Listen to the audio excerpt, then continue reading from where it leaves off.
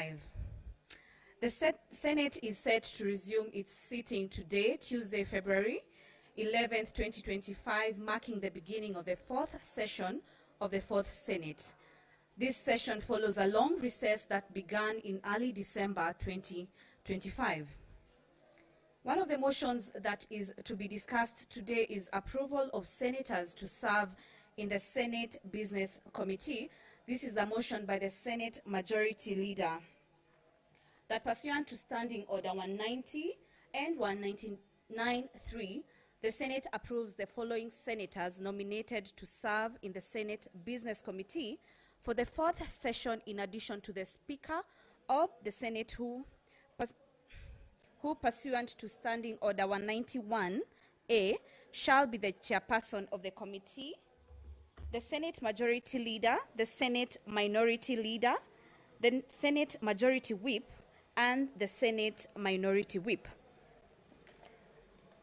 Some of the senators in the committee are Senator Ali Ibrahim Roba, EGH MP, member; Senator Fatma Adan Dulo, CBS, member; Senator Veronica Maina, MP, as a member; Senator Wakili Hilary Kiprotich Sigei, CBS, MP, member; Senator Mohamed Munyihaji Faki, CBS, member; Senator Shakila Abdallah Mohamed, MP, member; Senator Crystal Kigei Asige, member.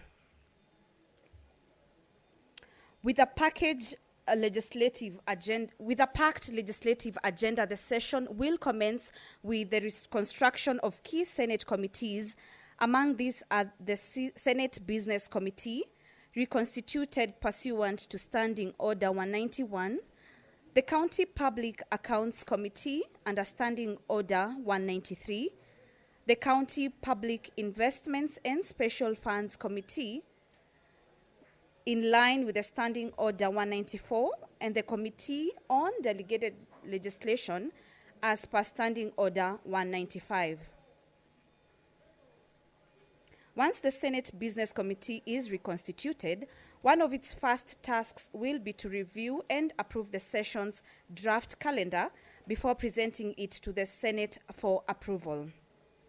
According to Senate Majority Leader, Kericho County Senator Aaron Cheriot, the legislators will prioritize critical financial and legislative matters. These include the passage of the budget policy statement for 2025 in line with Section 25 of the Public Finance Management Act and Standing Order 126.1.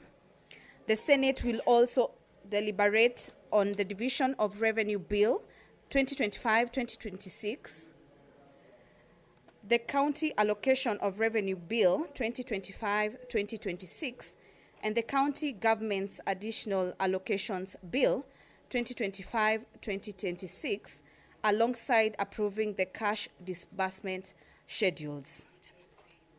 Beyond financial legislation, the fourth session will also feature key national events. These include an address to the Parliament by the President as mandated by Article 132(1)(b) and (c) of the Constitution. Additionally, senators will participate in the Legislative Summit scheduled for March 18th, 2025, and the Devolution Conference set to take place from August 12-15, 2025 in Homa Bay County. The Senate will also hold special sittings in Busia from September 22nd to 26, 2025, as part of its effort to bring parliamentary business closer to the people. Another significant agenda item is the review of revenue sharing formula among counties. The third basis for review, revenue sharing approval by Parliament in September 2020, which expires at the end of 2024-2025 financial year.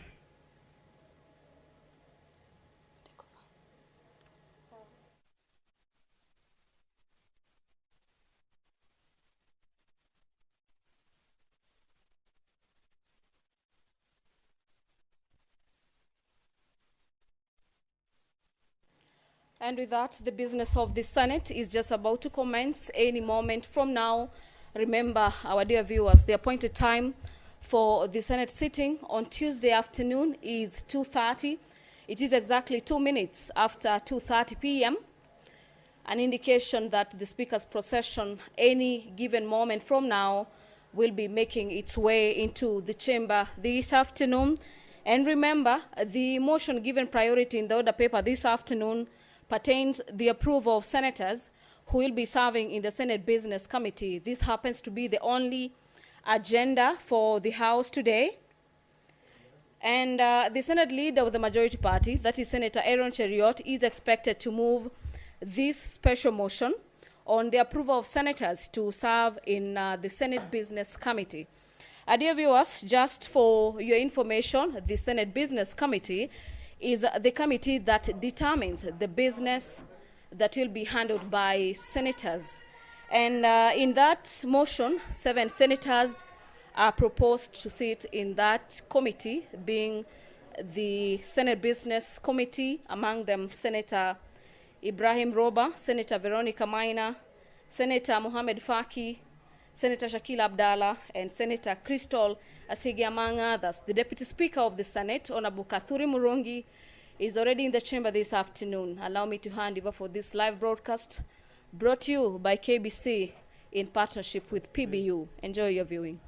Almighty God, we beseech you to imbue with abundant favor and blessings as your servants, whom you have been pleased to call to leadership positions in this republic.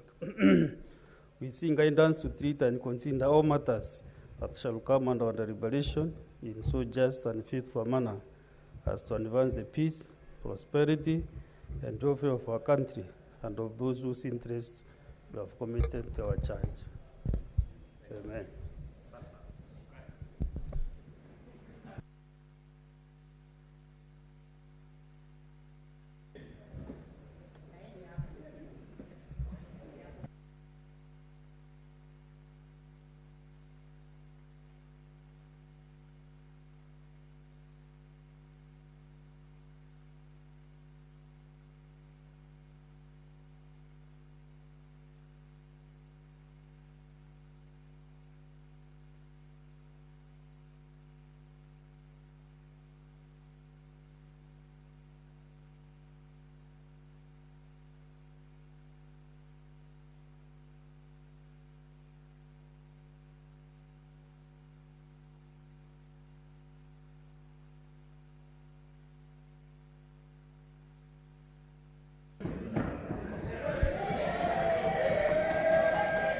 On the senators.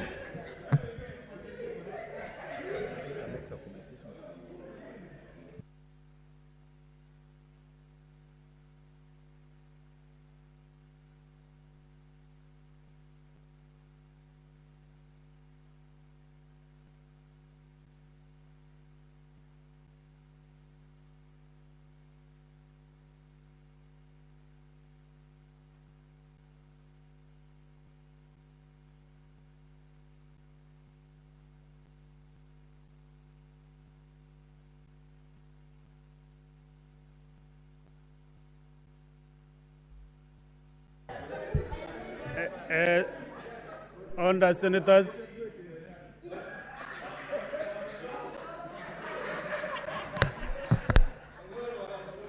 On the senators, senators, senators, I don't know what the excitement this afternoon is all about. So, Clerk, can you confirm whether we have quorum?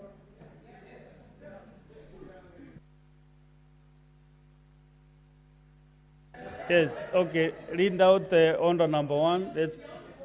Let's get to business, members.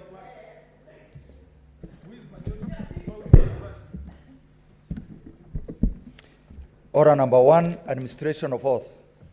Next order. Order number 2, communication from the chair.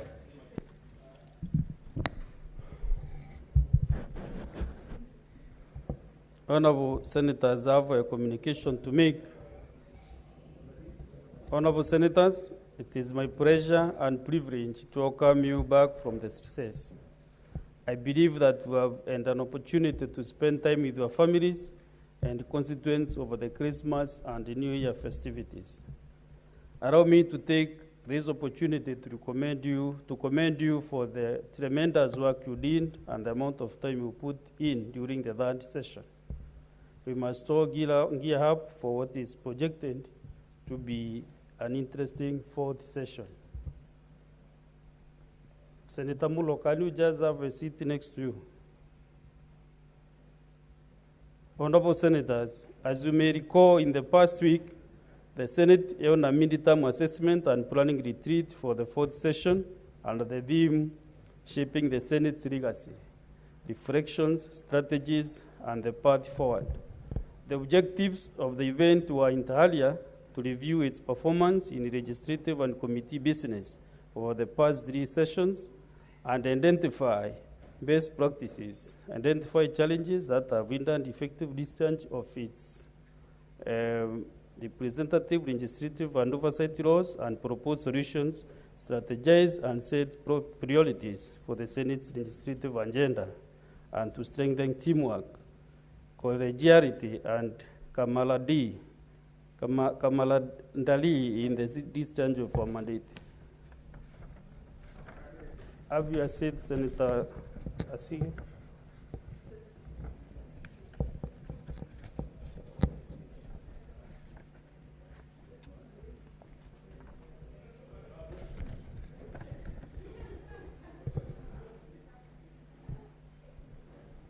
I have no doubt that from the vibrant discussions and contributions from honorable senators and the distinguished resource persons, we are sufficiently motivated to dedicate ourselves to the zealous protection of the interests of the counties and their governments, devolution, and the promotion of accountability and good governance.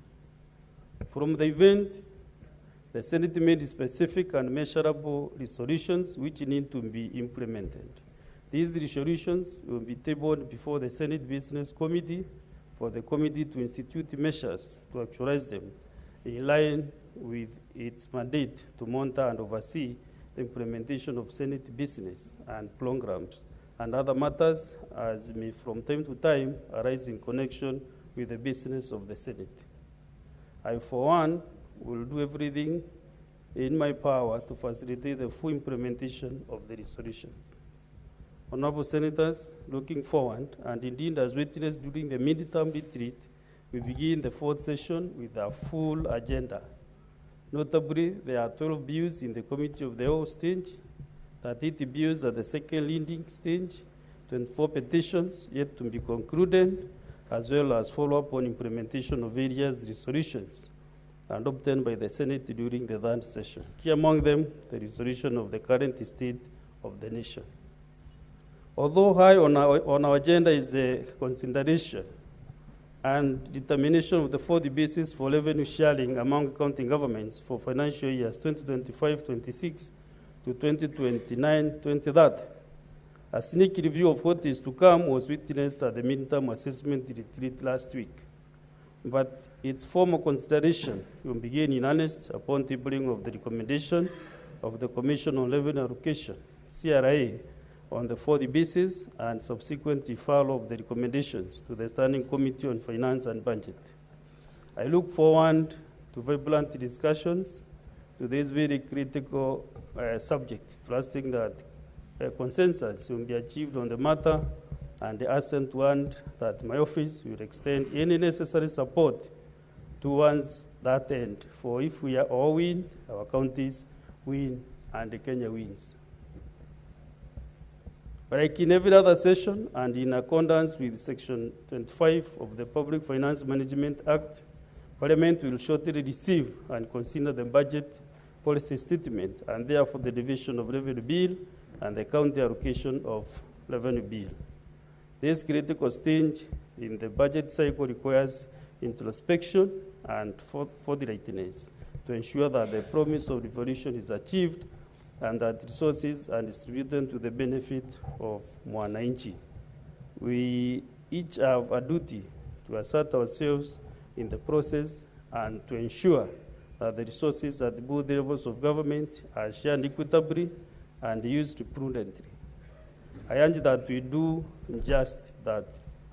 Honorable Senators, I can see this message is a bit long. You can take the seats just near to where you are standing.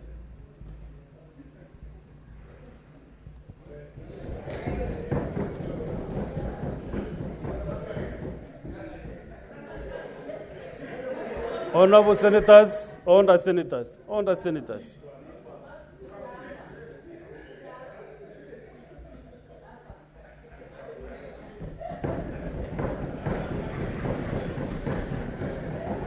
Honorable Senator Sifuna. Honorable Senators, like in every other session and in accordance with Section 25 of the Public Finance Management Act, Parliament will shortly receive and consider the budget policy statement and thereafter the division of revenue bill and the counter allocation of revenue bill. This critical I have repeated due to the interruption I got from the senators who just walked in. So, honorable senators, as you are aware, pursuant to standing orders 193.4, 194.3, and 195.6, the county public accounts, the county public investments, and the special funds and the delegated legislative committees are due to be reconstituted as their terms expired. Consultations on this matter are ongoing between the majority and minority parties, after which the Senate Business Committee will present the names of senators who will be nominated to serve in the Senate committees to the Senate for approval. Honorable Senators, from their foreseen business and activities, I take this opportunity to impress upon each of us to dedicate ourselves to the execution of our constitutional mandate and to undertake the task ahead of us with utmost integrity and commitment in service to a great country. My office, that of the Senate leadership, and the Secretariat are always at your disposal to facilitate you to do your work.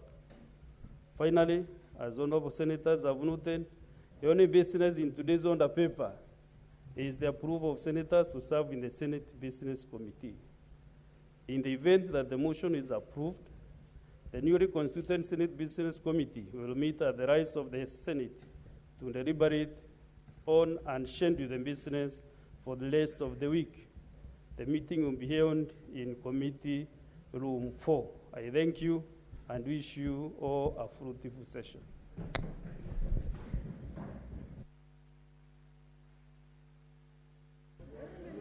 Next order.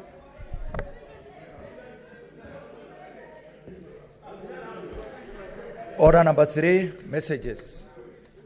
Next order. Order number 4, petitions. Next order. Order number 5, papers. Next order. Order number 6, Order, Senators. notices of Order. motion. Senate Majority Leader, are you following the process, what is happening in the House?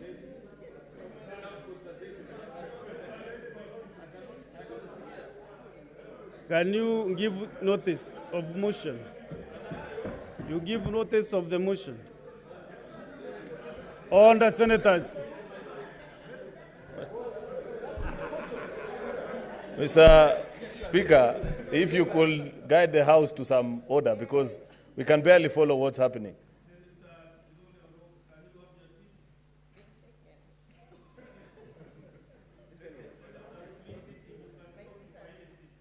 This is a broad-based.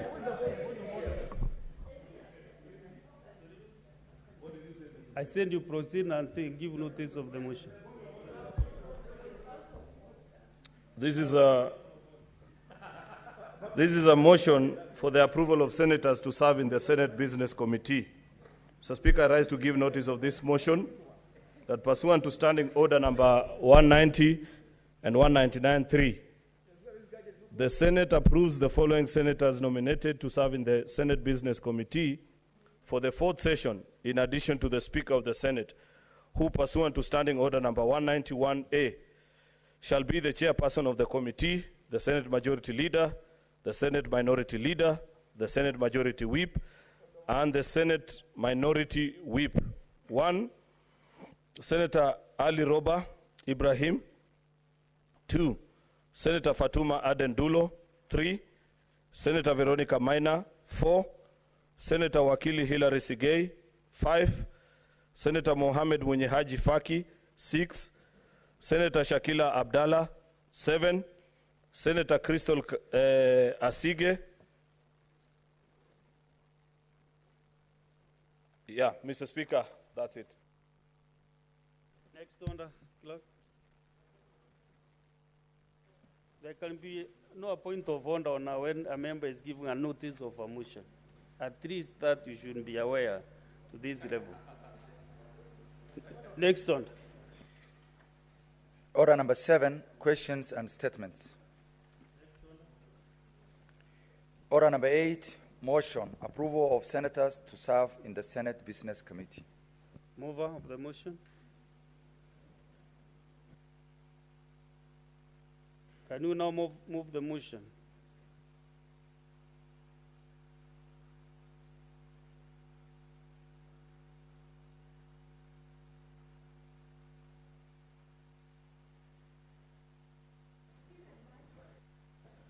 Thank you. Mr. Speaker, I rise to move the following motion now, which is the approval of senators who are going to serve in the Senate Business Committee, that the pursuant to Standing Order number 190 and 199.3, the Senate approves the following senators nominated to serve in the Senate Business Committee for the 4th session in addition to the Speaker of the Senate, who pursuant to Standing Order number 191A shall be the chairperson of the committee, followed by the Senate Majority Leader, the Senate Minority Leader, the Senate Majority Whip, and the Senate Minority Whip. 1, Senator Ali Roba. 2, Senator Fatuma Dulo. 3, Senator Veronica Maina. 4, Senator Wakili Hilary Sigei. 5, Senator Munyehaji Faki. 6, Senator Shakila Abdallah. 7, Senator Crystal Asige. Mr. Speaker, as is the tradition of the House, this is the first business that we consider, after which now this committee shall sit to determine the rest of the business of the House that follows. So I don't think I need to belabor this point. I request the Senator for Kakamega and Whip of the Senate, Senator Dr. Bone Halwale, to second. Thank you. Thank you, Mr. Speaker. Mr. Speaker, sir, I rise to strongly support this motion, but I wish to seek. Sorry, Mr. Speaker, let me swallow my words. I rise to strongly second this motion. And Mr. Speaker, before I give reasons why I'm seconding, I'm seeking for your protection. Mr. Speaker, I have been thrown out of my position where I normally sit. Mr. Speaker, you can see my kid sister, much as she likes me very much, she's seated on my seat. I don't know where I'm supposed to sit. I am the chief whip of the government. My seat is supposed to be there. What are you doing? Can you please protect me? I want my seat back. When I'm not there, I don't think very well, Mr. Speaker. And I second the motion. I will protect you. So, Mr. Speaker, looking at the composition of the distinguished senators who have found their way. Get this point of order from Senator Okongo Mugeni. You know, Mr. Speaker, this is the Senate of the Republic of Kenya. And you cannot shut your eyes to what is happening this afternoon. Mr. Speaker, as I contribute, the person who is supposed to be minority has moved to the other side, majority side. My minority leader, his deputy is already on the other side. Mr. Speaker, you know, we are all leaders in this country. We are all leaders in this country. And we cannot proceed with the business of the House with confusion, Mr. Speaker. We are a country, Mr. Speaker, we are a country that is governed by the rule of law. States that have fallen, Mr. Speaker, have started by ignoring court orders or the rule of law. Mr. Speaker, before we proceed, we need clarification. I need clarification. Mr. Speaker, on the implication of the High Court judgment that has clarified the composition of leadership in the two houses, Mr. Speaker, so that before we debate the motion that has been moved by my friend, Okay, I've heard you, Majority Senator Leader. Okongo Mugeni, I've heard you. No. I've heard your clarification, what you want. So can point I I'm give you the clarification? The point I'm making, Mr. Speaker, is that the implication of that judgment, impacts on the position of majority and minority in this House, Mr. Speaker. And we are going to send a statement out there whether we are a country that wants to abide by the rule of law, respect court orders, or we want to slow So which degenerate. court order are you referring to, touching on the Senate? It's common knowledge. We are not aware. I can table The chair it. is not aware of any court order Mr. concerning Speaker, the Senate. are you the only stranger in Jerusalem, Mr. Can Speaker? you have your seat now? This is common knowledge, Mr. Speaker. Can you have your seat, Senator Mugeni? The court order is known to everybody. That's why, Mr. Speaker, that's why this afternoon, Mr. Speaker, you can Can see you have your seat now? the minority have become the majority, Mr. Speaker. The person sitting next to me here, Mr. Speaker. When I request the senator to Mr. Speaker, I can table that decision before the House. I can table the decision before the House, Mr. Speaker. No, it's online. I just need to send it. I have it. I have the decision here. I'm digital, Mr. Speaker. I can table the decision. So, Senator Mugeni, I think you are, let us not waste precious time. This is our first day here, and we didn't need to do some work. Let me give you guidance on what you requested. Senator Mugeni, I want to give you guidance that there is no court ruling or anything touching on the Senate. Absolutely touching on the Senate, nothing. You are senior legal counsel, and I don't know where this ruling came from. Yeah?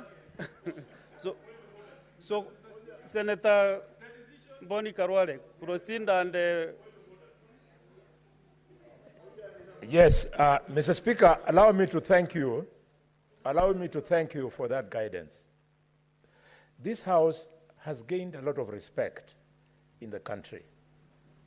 And therefore, the guidance you're giving, Mr. Speaker, I invite you to be even bolder and ask our colleagues who have migrated to the majority side to go back and take their seats, because the proper position, Mr. Speaker, Senator Boni Karware, if you go even to the standing orders, if you consult the standing orders, senators have free sitting. You can sit here anywhere. There's free sitting. Thank you, Speaker.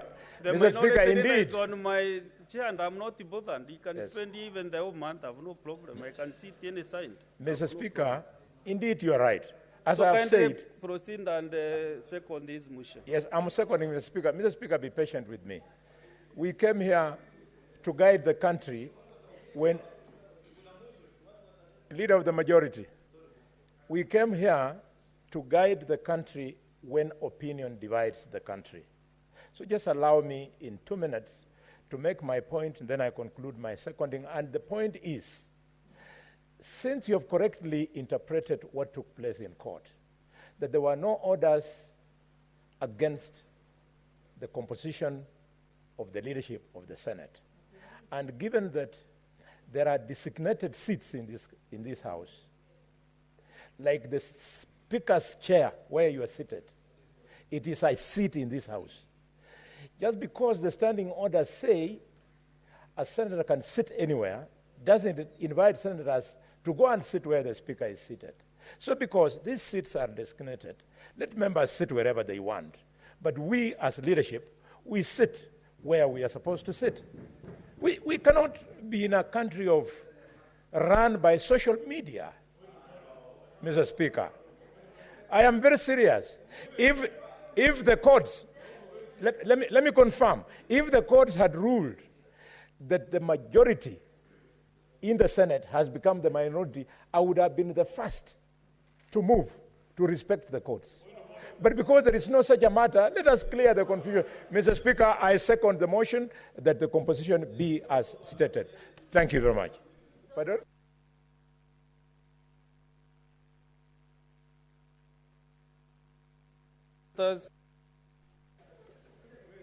I propose Senator Murango. Senator Murango, can you have your seat?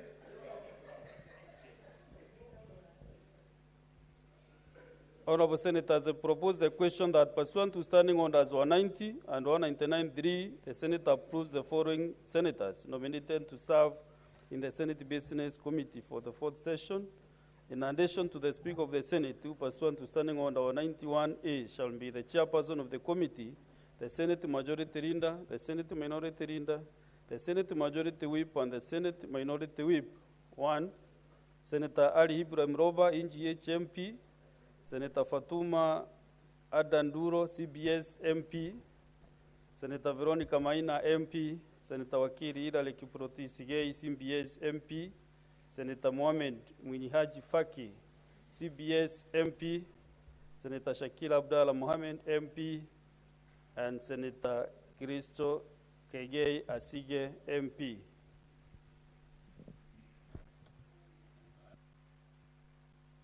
Mungatana Danson, Buya.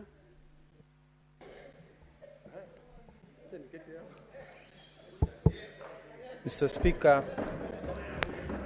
Mr. Speaker, can I be protected?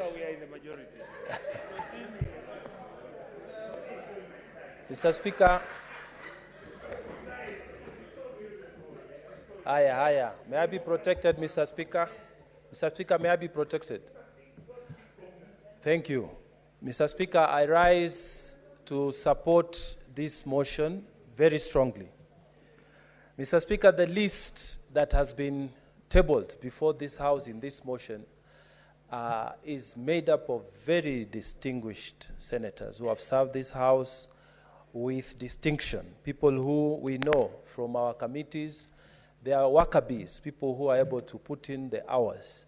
And we really want to take this opportunity to thank the majority and minority sides for coming up with this list. Mr. Speaker, number 2, the list is diversified. I can see that almost all the regions in this country are represented. And Mr. Speaker, that is a very good sign.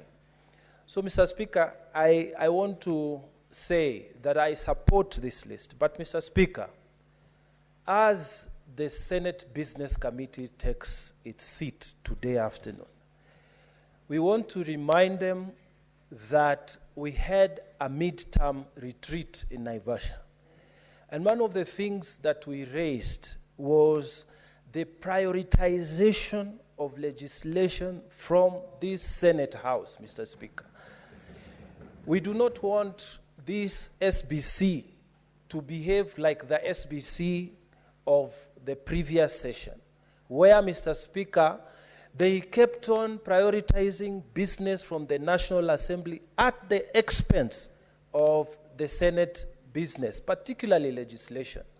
So, Mr. Speaker, we are asking the new team that is going there, please go and make sure that our members here, they push their bills so that we finish. Because we are now midterm, and there are members here, Mr. Speaker, who have not been able to push a single bill to its conclusion.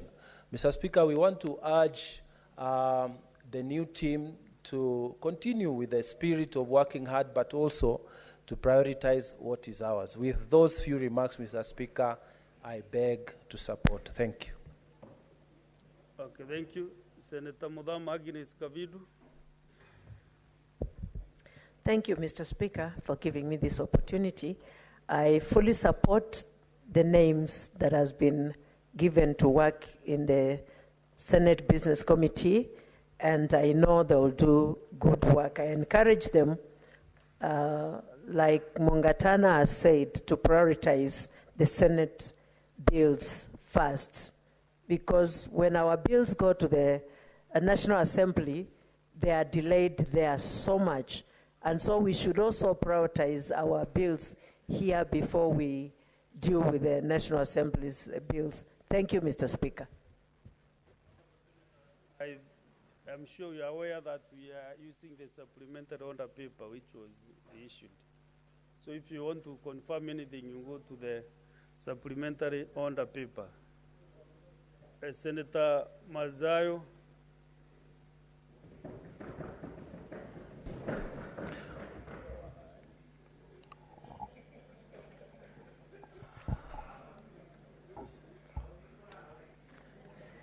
Asante mstahiki Spika. Mstahiki Spika, cha kwanza nataka nikubaliane na majina yaliyoko hapa ya maseneta ambao wataketi katika ile kamati inayoongoza bunge katika itifaki zake. Bwana Spika, waliochaguliwa hapa ni maseneta ambao wako na ukakamavu wa mambo ya bunge la Senate. Bwana Spika, vile vile tunayo imani ya kwamba hawa waliochaguliwa wataweza kutimiza ile hadhi ambao wamepewa na ndugu zao maseneta. Kitu cha pili, Bwana Spika, nikiendelea kuunga mkono haya majina yaliyoko hapa yote saba, nataka pia kuweza kutangazia ndugu zangu ya kwamba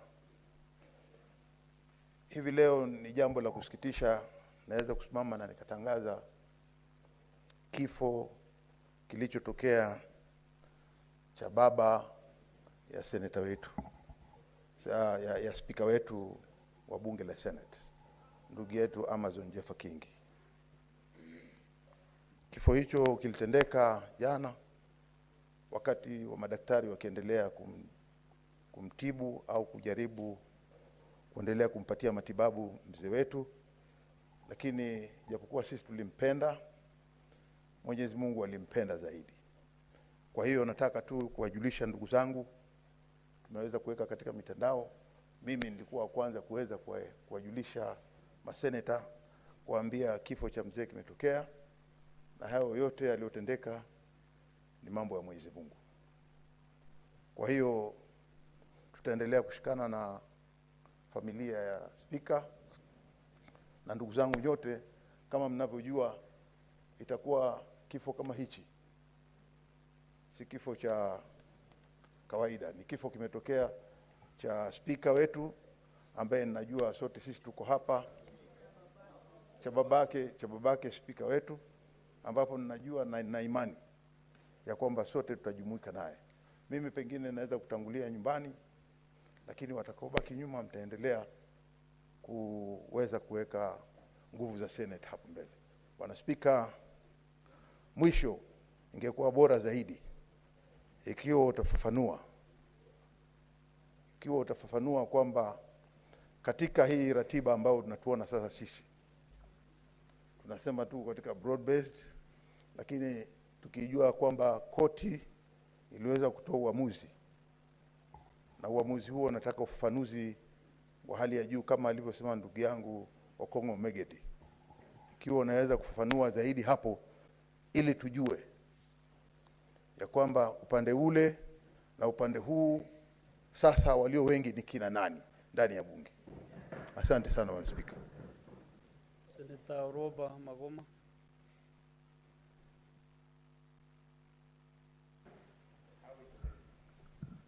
Thank you, Mr. Speaker. I rise to support the proposed names to the Senate Business Committee, Mr. Speaker. And my plight to them would be, as Senator Mungatana has requested, that our bills from the Senate are prioritized, and particularly the bills that are a priority to the lives of the people of Kenya, Mr. Speaker. I am pushing for the free sanitary towels bill, Mr. Speaker, and I believe after 2 years of it being in the motion, in the process of Parliament, Mr. Speaker, I hope that this bill would be considered by the Senate Business Committee. Mr. Speaker, I also want to add that in the event that no one is interested in taking up this position of the minority whip, Mr. Speaker, I am able and I am willing and I am already sitting here on this Chair, Mr. Speaker, so I can assist them. Thank you, Mr. Speaker.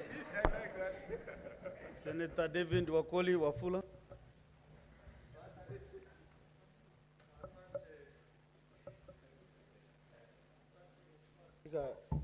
Nashukuru sana kwa nafasi hii. Nashukuru vile vile Mheshimiwa Spika kuona ndugu zangu ambao wamekuwa kiukwea mlima sasa wameteremka wako katika jumba la Senate, Mheshimiwa Spika.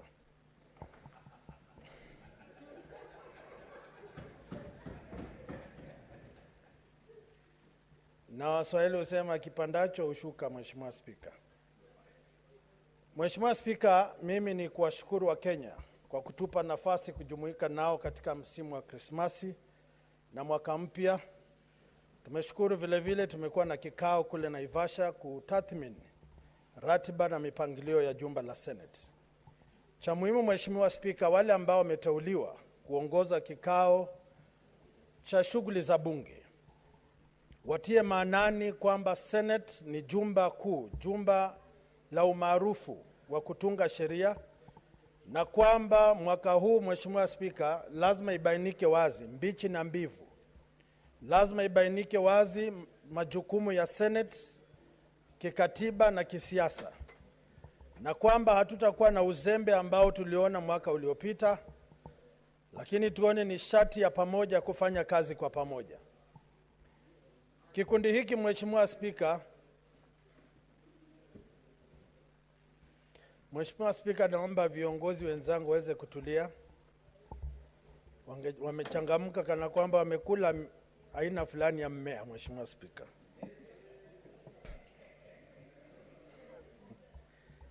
Huo mmea unaweza kuwa sukuma wiki. Mheshimiwa Spika, nashukuru na mimi naombea kila laheri wale ambao wameteuliwa, na kwamba sisi pia tunataraji kwamba baadhi ya kamati za bunge zitaweza kushughulikiwa ili ratiba zinazotoka ziweze kuiana na vikosi vya uchapakazi ili tuweze kuwatendea Wakenya haki na kuhakikishia Wakenya popote walipo kwamba ugatuzi tutaulinda, fedha tutazilinda, uwajibikaji ni lazima, na kwamba matokeo ya ugatuzi lazima Wakenya wafurahie. Na mimi ni kuomba Wakenya popote walipo, iwapo kuna tetesi na changamoto, wasikose kututafuta sisi maseneta, kwa sababu sisi ndio kioo cha jamii. Asante sana Mheshimiwa Spika. Geoffrey.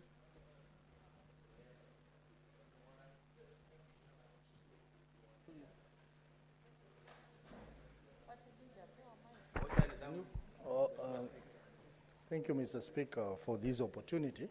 I think I want to start by saying that I fully support this motion, because the members who are listed to be proposed on this committee, there are members who are going to deliver the mandate of the committee, and therefore we should all support them, because without the Senate Business Committee, I think we cannot have our agenda processed for this plenary. But I also want to request that these members on this committee must understand that this is one of the most crucial committees that processes agenda and discusses the calendar of this House. And therefore, they must put in extra effort to ensure that they do the right job. As Senator Mungatana has said, we have a number of pending Senate issues that needs to be dealt with. And I hope that this will be the right committee to initiate the processes which will lead to us resolving those outstanding issues. Mr. Speaker, I also want to urge the Senate Business Committee to also prioritize the many reports which have been generated by the oversight committees, PIC and PAC. We have in excess of 100 reports so far. And I was just wondering how these many reports will be processed in this House. I think this is a very, very important issue, because we have those reports which touch on matters of accountability in our counties, and action needs to be initiated as soon as possible. So I want to urge this Senate Business Committee that we are approving today, that they also need to ensure that those reports are brought before this Senate for debate and approval, so that actions can be taken by the relevant bodies like EACC and others. Mr. Speaker, that is very important because I think we exist here to protect devolution, and devolution will be very much protected through the reports that have been tabled by CPIC and CPAC. Mr. Speaker, for those short words, I want to support the names proposed for this committee. Senator Moruma, what is your point of order? I can see your on intervention. Asante Mheshimiwa Spika. Hoja yangu ya nidhamu ni kwamba wanaotangaza ama wanaopitisha matangazo katika runinga zetu ama Parliamentary Broadcasting Unit wanaandika sajili ya majina ambayo ni tofauti kidogo na ile ambayo iko katika ratiba ya bunge ama order paper, kwa sababu kiangalia pale vile inapita kuna jina kama Agnes Kavindu Mudhama, na katika hii order paper ambayo ni ya leo haina hilo jina. Kwa hivyo nilikuwa nasema tu wawasilishe majina ambayo yako katika order paper ya leo. Asante Mheshimiwa Speaker. Actually, I announced that we are using the supplementary order paper, which has different names from the original order paper. So maybe our media team should be able to rectify that. Senator Professor Margaret Kamar. Thank you, Mr. Speaker, for giving me the opportunity. I stand to support the list that has been given for the House Business Committee. I think these are senators who are seasoned, who have leadership in themselves, and we believe that the House will move very smoothly in the coming session. Mr. Speaker, I want to agree with Senator Mungatana that a lot was done in the retreat, and we need to pay attention to some of the decisions that we came up with and some of the very strong suggestions that came in. Mr. Speaker, the Auditor General who came, our wonderful, wonderful lady, Auditor General, gave us a lot of assurance that our CPIC and CPAC are going to be very busy because she had over 1,000 reports to be tabled. And this House Business Committee has to really, as they retreat, to even come up with the members of the different committees. We need to be very clear how we are going to do this. Mr. Speaker, we have been discussing for many years that we should be up to date with our audit reports. If that is going to take place, a suggestion came out very strongly in Mombasa, that, in Naivasha, that we ought to expand these committees so that they work as subcommittees. I think that was said by Senator Kajwang. I don't know which side is he sitting, or is in the yes, Senator Kajwang is somewhere now a majority backbencher. And it was very clear that the best approach would be to expand the committee and go into subcommittees. Mr. Speaker, let's break a record as this House in clearing the backlog of the Comptroller General, the Auditor General's reports. And really, let's be bold. Let this House Business Committee be bold and change things from the old system to a system that is going to make us deliver. Mr. Speaker, I also want to encourage them to prioritize some of the motions that come to this House that are very important. There was a motion from the senator from Kiambu, a motion that was going to bring in the idea of free education. This House would have broken a record discussing that motion, but we didn't manage to reach there. We really need to prioritize and give ourselves the motions that are going to bring a change in this country. I did also come up with another motion, which was touching on what the Comptroller of Budget touched, both in Naivasha and in her own reports, that we need to discuss how our governors can be stopped from implementing projects that don't belong to them while they're messing up their own. In our education committee, we were very clear, and we have already invited 4, I think we are on the 4th, the 5th, we're in the 5th governor, because we are talking to all the governors about how they have digressed from early childhood education to implementing what we call bursaries. And it should be very clear, because what they have done with the national government will not benefit the counties at all. Because if they are saying they are going to put some money from which had not been allocated for bursaries to take care of bursaries, it means some of the functions that have been devolved will suffer. And this is what my motion was trying to do, to stop them unless they go for a negotiation that gives them extra money. Because without extra money, they're actually doing the same thing that they've been doing. We went to Machakos and we visited early childhood facilities. Pathetic. They're in a pathetic situation. We went to Taita Taveta. We went to Kilifi. And Mr. Speaker, the situation is the same. It is still dire.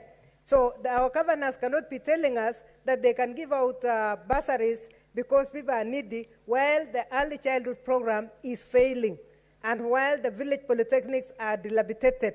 So those are some of them. I'm just using those 2 examples, the motion from Kiambu and my own motion, that required urgent attention. I would like to therefore encourage the next House Business Committee to look at bills and motions as they come in and select those which they think this House can have an impact on. With those remarks, I very strongly support this team of 7. Thank you, Mr. Speaker. Honorable Senators, you know the motion is about whether we are approving the names of the senators so that they can go and sit and generate the business for the Senate. The other matters,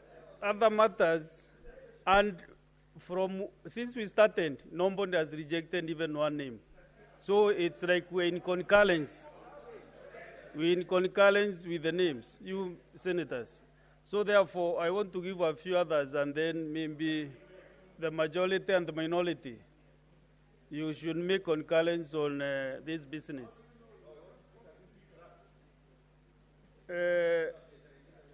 Now, let me give the Deputy Minority Leader. Deputy Minority Leader. Okay, let me give the Deputy Minority Whip. Okay. Senator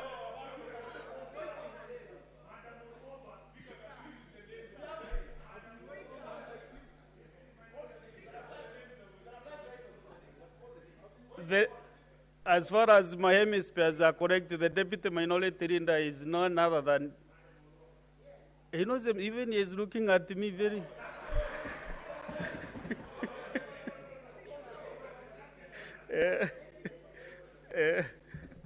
Senator Enoch Wambua? Yeah, that's better. Senator Enoch Wambua. Thank you, Mr. Speaker. Mr. Speaker, just a slight point of clarification as we support this, this motion. That name that you read was the former Deputy Minority Leader. Now, the person speaking is the Deputy Majority Leader. The label is here. Mr. Speaker, I support the 7 names, and as my colleagues have said, Mr. Speaker, we all expect that this team will ensure that the decisions that we made in Naivasha during our midterm review, those decisions are followed to the letter. The Speaker, secondly, I have a problem with the moving of that motion. Because that motion, the Speaker, was supposed to be moved by the Majority Leader, but it was moved by the Minority Leader. Mr. Speaker, you will realize that this is a decision that the Speaker must give direction on. What is your Mr. point Speaker, of order, Senator? Mr. Speaker, when I rise on a point of order, you don't give me a chance. When other senators rise on a point of order, you give them a chance, Mr. Speaker. Honorable Speaker. Mheshimiwa Speaker, kwa heshima kuu, ningependa kupata ufafanuzi na maelezi. Ni lini kiongozi mwenzangu alijiapisha na kujipa mamlaka ya kujitangaza peupe ndani ya Senate kwamba yeye ni kiongozi na kiti chake kiko bure upande ule mwingine? Mheshimiwa Speaker, Wakenya wasiwe na tabia ya kunyakua uongozi kupitia mlango wa nyuma. Mheshimiwa Speaker, Mheshimiwa, hili ni jumba la Senate na koti liko kule nje. Mheshimiwa Speaker, hata nimevaa koti hapa. Mheshimiwa Speaker, nimevaa koti Mheshimiwa Speaker, na kuna koti lingine kule nje. Mheshimiwa Speaker, hoja ya nizamu, kwa sababu ni sheria, nataka maelezo. Ni maelezo viongozi. Sasa Speaker, naomba ueleze. Honorable Senators, that matter was raised by Senator Okongo Mugeni, Senator from Nyamira County. And I gave guidance long time ago that absolutely there was no court matter, court ruling on the Senate of the Republic of Kenya. So anybody referring to the matter that I give guidance is out of order. So let us dispense the motion that we have so that we can proceed. Let Senate be under Senator Wambua. Let us You know, who is giving the mic when I'm speaking, clerks? Who is giving you the mic? Let me say that I have been privileged, Honorable Speaker, to serve on the SBC for 2 consecutive sessions. And despite some of the aspersions that have been cast, especially by Senator Mungatana, I think the report that was given in Naivasha of the midterm performance of this House is indicator to the work that has been put in by the SBC in ensuring that we process our business here. So, Honorable Speaker, I felt as part of the leadership of the majority coalition that we now need to give opportunity to other people to also experience this Senate Business Committee. And in fact, when members talk about that anxiety about the speed with which some of the business is moving, especially bills in this House, I don't think from our side there is somebody who is more passionate about the speed at which business is moving than Senator Crystal Asige. So I am hoping that with her in that committee, she will ensure that that which she has wished to see now happens under her guidance. Honorable Speaker, there is another issue that I need to raise as a leader in the House on the question of the speed with which we process bills here. It is also a question of dedication and quorum, presence of members on this floor. I remember at those meetings of the SBC, we have struggled, and the whips especially have felt the weight. Honorable Speaker, when you look at an order paper has almost 30 bills and they keep recurring week after week. Honorable Speaker, we want to ask members that these last 2 years of the life of this Senate, people appear to process those bills, and especially the sponsors of the bills. Honorable Speaker, how many times have we had to drop bills because the sponsors were not in the House? So I also want to urge that whereas SBC can prioritize that business, we need the sponsors of the bills to be here, Honorable Speaker. Finally, Honorable Speaker, there's a matter that has been raised here, and I'm sure you've said you're going to give guidance, but also as members of the House and the leadership, we can also guide. Mr. Speaker, the Constitution is very elaborate. It's very elaborate. You will see it starts out by defining what Parliament is, then separating the roles of the Senate and the National Assembly. Honorable Speaker, it goes to be specific enough as to the roles of each of those houses, the matters that can be processed there, and the matters that cannot be processed there. On the question of which party is a majority party, there is absolutely no mention throughout the entire document of the Constitution of the Senate.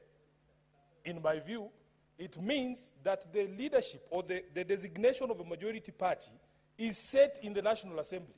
And I will tell you why I think that, Honorable Speaker. Because it would be very absurd, Honorable Speaker, as SG of ODM, for my party to be the majority down there, and I'm in a minority here.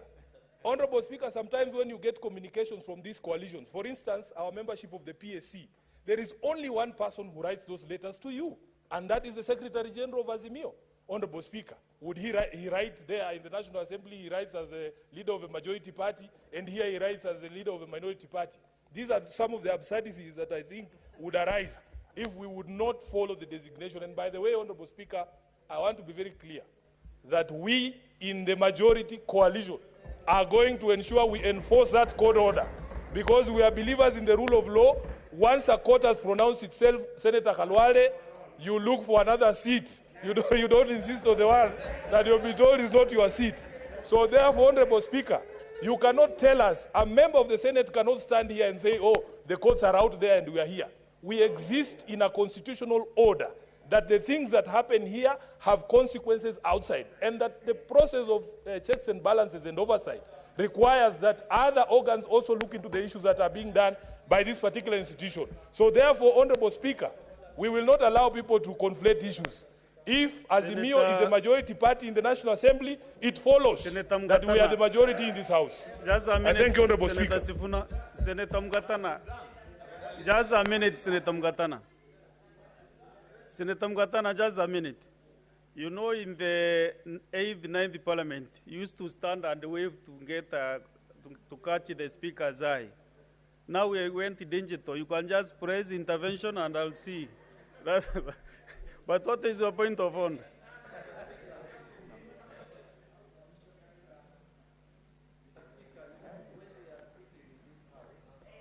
Give him the mic.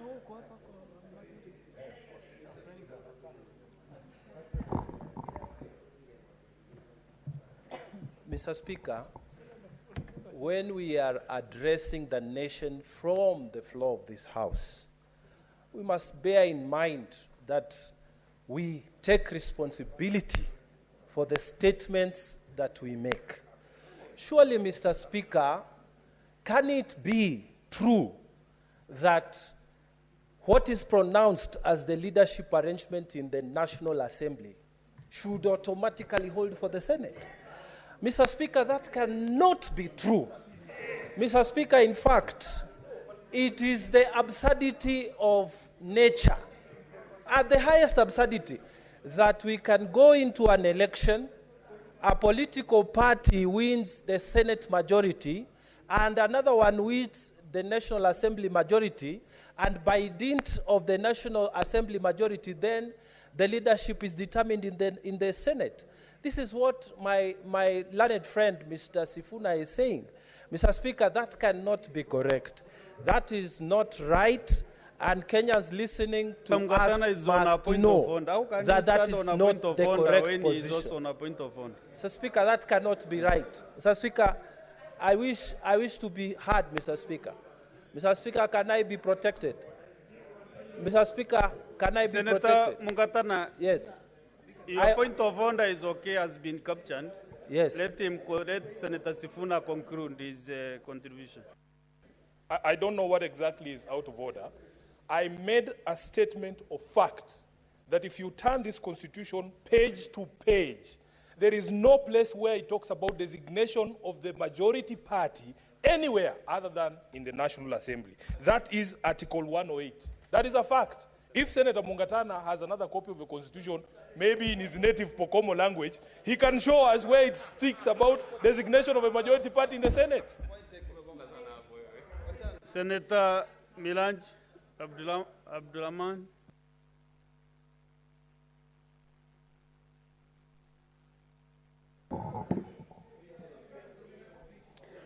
Asante Mheshimiwa Spika kwa kuweza kunipa fursa hii na mimi niweze kuunga mkono hoja iliyoletwa mbele na kiongozi wa walio wengi katika bunge hili la Seneti, Seneta wa Kericho Bwana Aaron Cheriot, na niweze kuwapongeza maseneta wenzangu kutoka gatuzi ya Mombasa, kiongozi wetu Seneta Mwinyi Haji Faki na dadangu Seneta Kristo Lasige kwa kuweza kuteuliwa na kutwikwa majukumu ya kukaa katika kamati hiyo. Bwana Spika, baada ya kushuka na kuteremka katika mlima, kupita katika bonde la Ufa na kufika pwani, tunashukuru ya kwamba tumerudi tukiwa buheri wa afya. Niliweza kupendekeza katika awamu iliyopita ya bunge hili tuweze kubuni kamati ya kusimamia ripoti ili tuweze kuona utekelezwaji wa yale makubaliano katika kamati zetu. lakini hatukuweza kukubaliana na kamati iliyochaguliwa safari hii.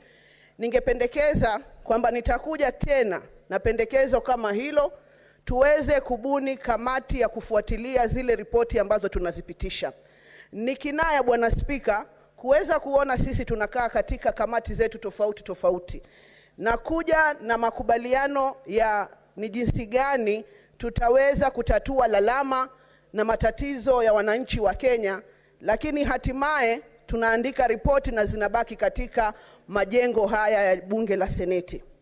Bwana Spika, pia niweze kuchangia katika hoja moto inayoendelea. Hapa Seneti tulikuwa na maseneta wawili walioweza kuchaguliwa na wakaapishwa na sisi. Lakini wakati rais aliwachagua kama waziri, hakuna seneta Esi Okenyuri hakuja tu na kuingia hapa na kuchukua kiti ati kwa sababu IBC iliashiria kwamba yeye alikuwa awe seneta baada ya wale wengine kuondoka. Ningependelea kuwakumbusha viongozi wenzangu ya kwamba hili si soko la Musangarire ama soko la kule Keroka. Hapa tuko katika jumba la Seneti, jumba ambalo liko na nidhamu zake. Kwa hivyo tunasubiri tuweze kupawa mwelekeo na karani wa bunge la Seneti, iwapo kuna hoja yoyote ama hiyo hoja ya kwamba sisi ni wachache na wengine ni wengi, tuweze kujulishwa tu, kwa sababu haiwezekani watu kujipa mamlaka kama karubandika. Naona ni kama hapa Seneti tuko na karubandika wa kizazi kipya. Kwa hayo mengi ama machache, ningependa kuwapongeza walioteuliwa wote katika kamati hiyo, na ningependa waweze kuweka miswada yetu, wayape kipaumbele kuliko yale ambayo yako kule bunge la National Assembly, kwa sababu sisi tunapitisha hapa hoja zetu na zinapofika kule zinaekwa, hazipewi first priority. Asante sana Bwana Spika. Senator Mohamed Faki. Mheshimiwa Spika, mimi nilikuwa nimebofya ili niweze kumjuza seneta wa Kitui alipokuwa yuko kwenye mchango wake. Kwa sasa singependa kuongea kwa hoja hii. Asante Mheshimiwa Spika. Okay.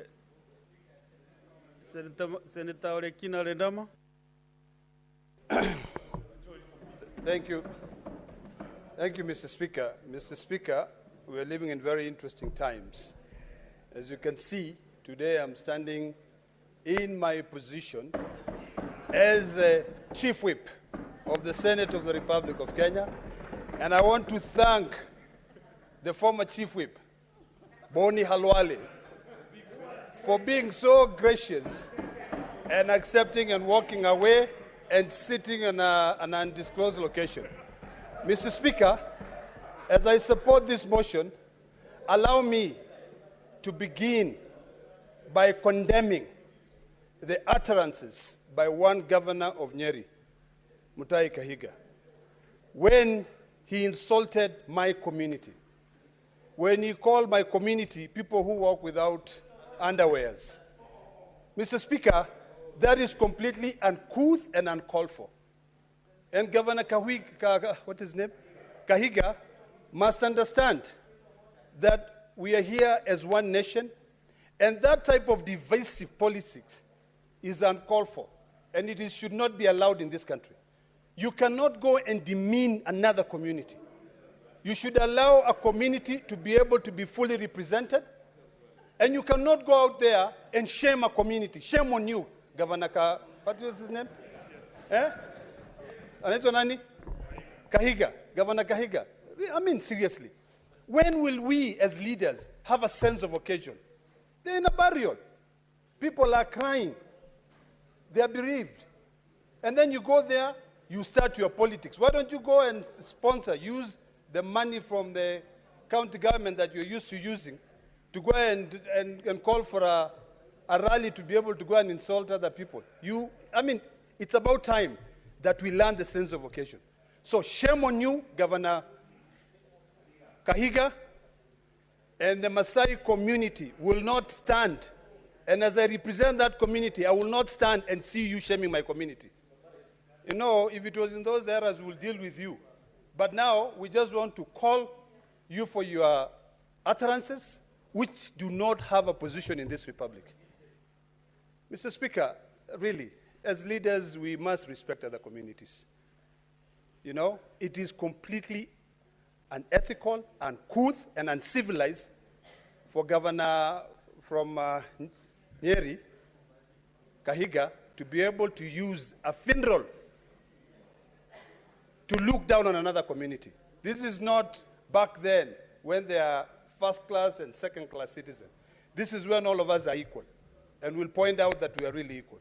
Finally, Mr. Speaker, I support the distinguished members of this Senate who have been proposed to serve in the House Business Committee.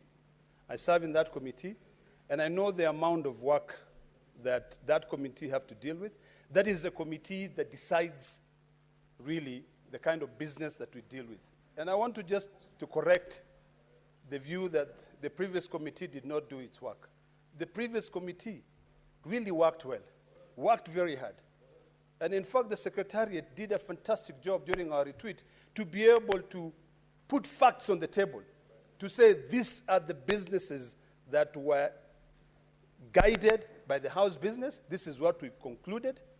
I think what we need to now deliberate on is how do we ensure that any business that leaves the upper house of the Senate and goes down to the lower house in the National Assembly, that business is concluded.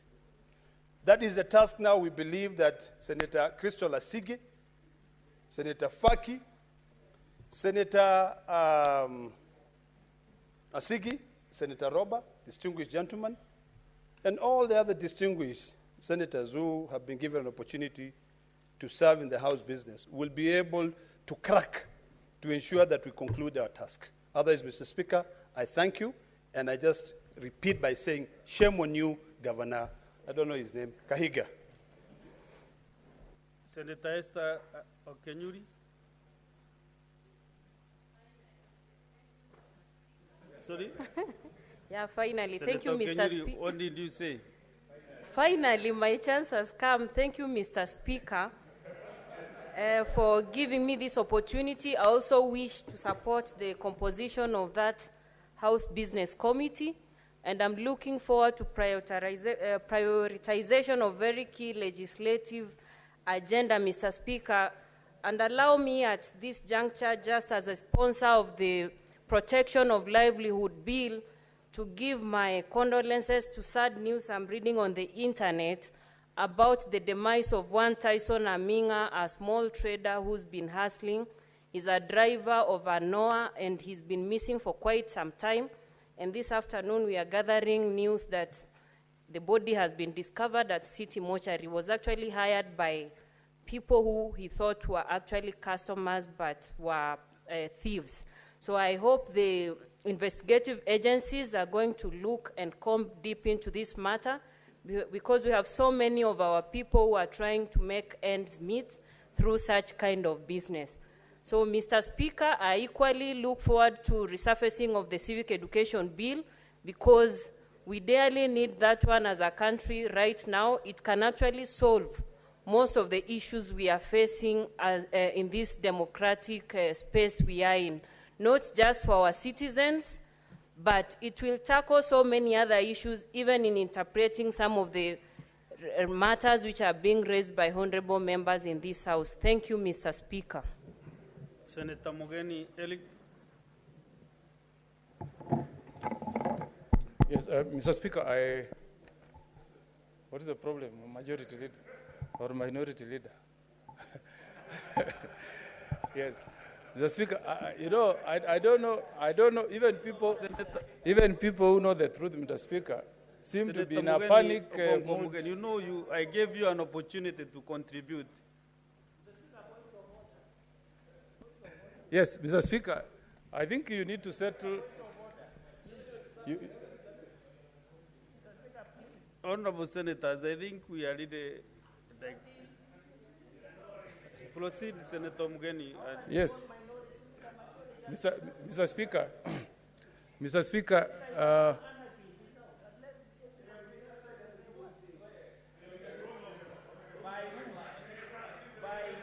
Mr. Speaker, can you protect me? Can you protect me, Mr. Speaker? Andy Okech, Senator Andy, Senator Sifuna,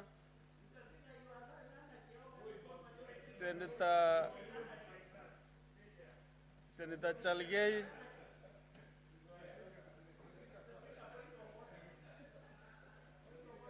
what is your point of honor?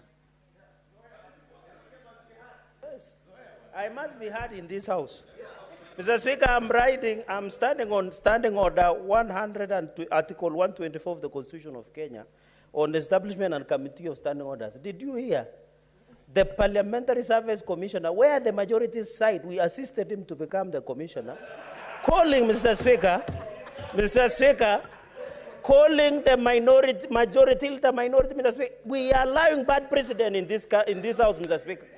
Let the standing orders be followed, even if there is a court order, which I am not aware of, which is not there, Mr. Speaker. You can howl and shout at the law you want. Mr. Speaker, Senator Sifuna should be visit telling Sakaja to fix potholes which are deeper than dimples instead of shouting us in the house. Mr. Speaker, can you direct the Parliamentary Service Commissioner, Senior Counsel Okongo Mugeni, who is now embarrassing the people who are learning from him by calling the majority leader minority to withdraw and apologize to the majority leader and the House, Mr. Speaker? I don't know why the minority are making noise. Mr. Speaker, can you at least tell him to follow the law? Let us follow the Constitution, Mr. Speaker.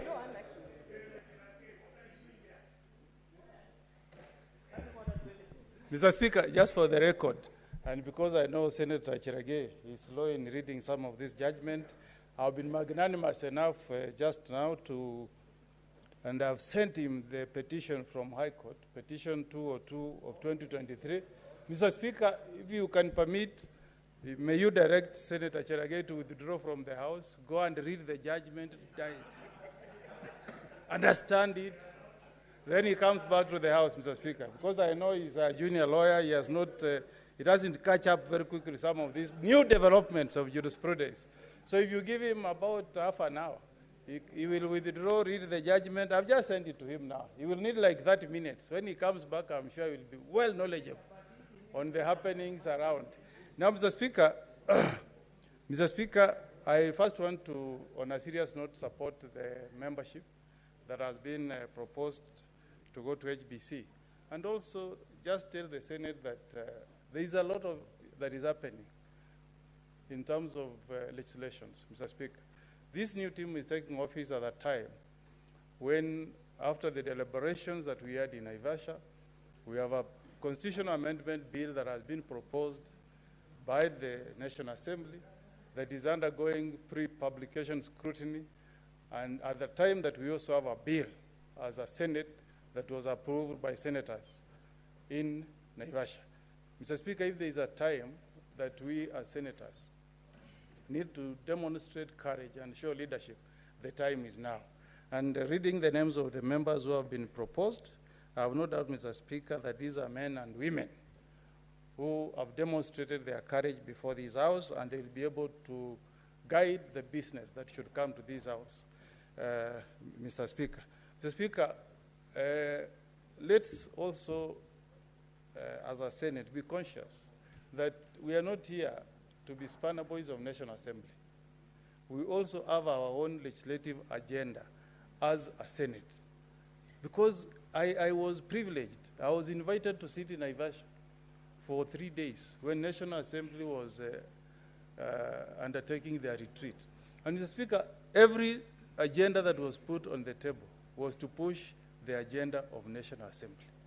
So let us also bear in mind that we are here to push the legislative agenda of the Senate of the Republic of Kenya, Mr. Speaker. And Mr. Speaker, some of the judgments that we get from our courts are supposed to guide us, Majority Leader. Some of these judgments are supposed to remind us that we should be men and women of honor. When I raise this issue here in this afternoon, I'm not questioning the fact that the Kenya Kwanza coalition is the majority.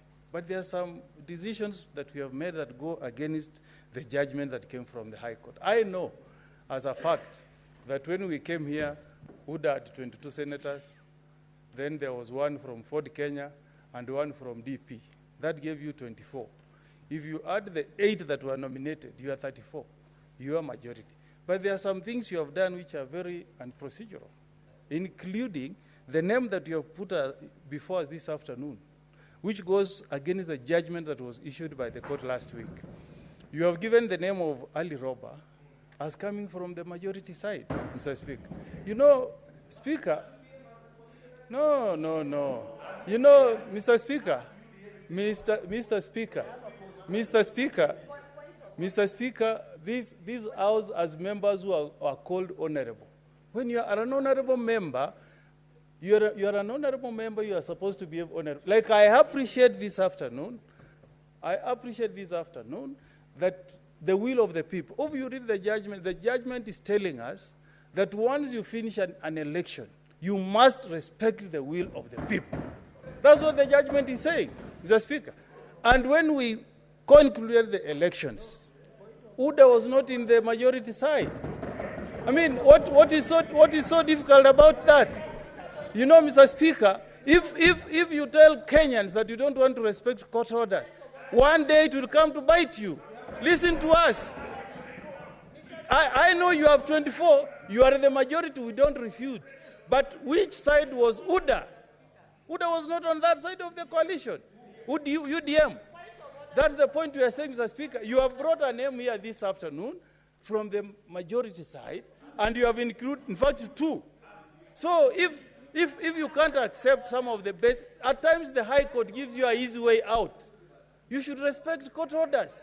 We have even the president of this republic is in office because we respected a court order, majority leader. No, it doesn't matter. Mr. Speaker, at times, the country should be bigger than us individuals. A country should be bigger than us individuals. Because when a High Court has made a decision, Mr. Speaker, they make decisions and we respect. Oftentimes, we express our views as lawyers that we may not agree, but we respect.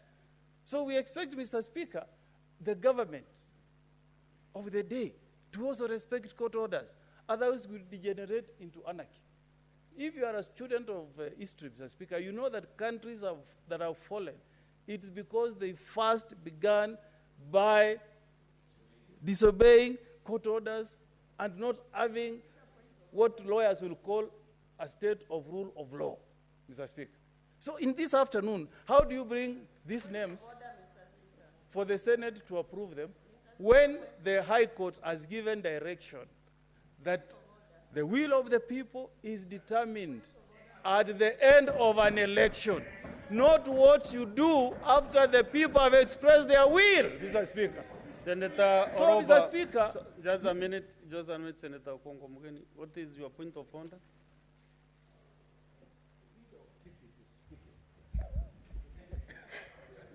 Mr. Speaker, I stand on a point of order on factual information, Mr. Speaker.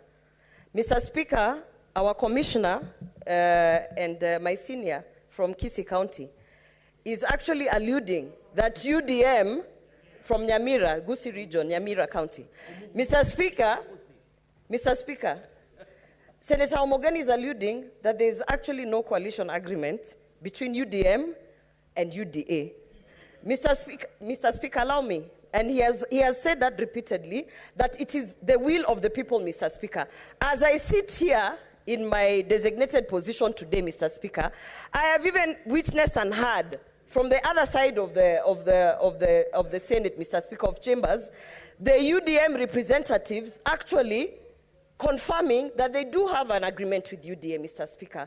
So, Mr. Speaker, you know, the public is listening to us.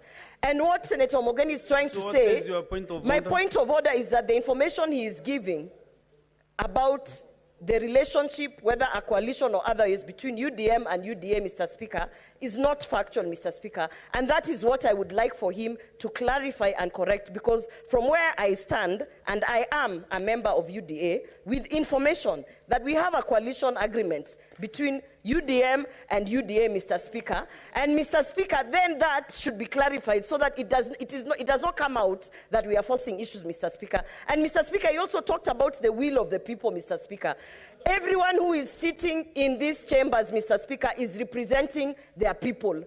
And every single day we come here to articulate on issues, we are articulating on issues on behalf of the people. So to say that the coalition agreement is not the will of the people, Mr. Speaker, is actually non-factual, Mr. Speaker. And I would like for Senator Mogeni, with all respect, because as I've said, he's my senior from Gusii region and our commissioner, and I look up to him, Mr. Speaker, I would ask him kindly to withdraw that non-factual statement and apologize.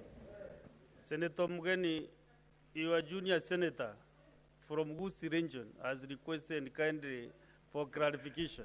You know, at times I struggle. Because she's learning a lot from you. Maybe you can. I've really go ahead and do that. I've really struggled to understand what is the point of order. There's no point of order, Mr. Speaker. Senator Mogeni, there's no point of order in that, Mr. Speaker. And okay.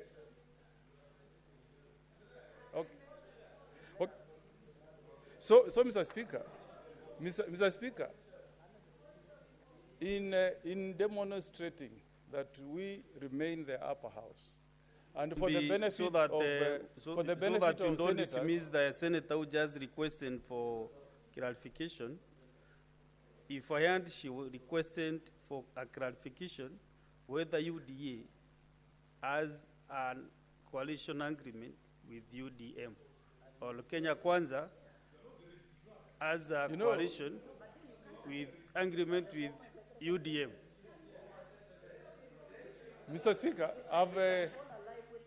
Mr. Speaker, just like what I did to Senator Cherargei, and luckily they are sitting together, I've also taken the liberty of forwarding the High Court judgment in petition 202 of 2023 to Senator Oroba. She can read it, digest it, but I also undertake to the House, Mr. Speaker, that as a responsible leader from the Gusii Nation, when I sit down, I'll sit next to her, I explain to her slowly the import of the High Court decision, so that when she speaks next time, she will speak from a point of information. On the senators. Senator Veronica Maina.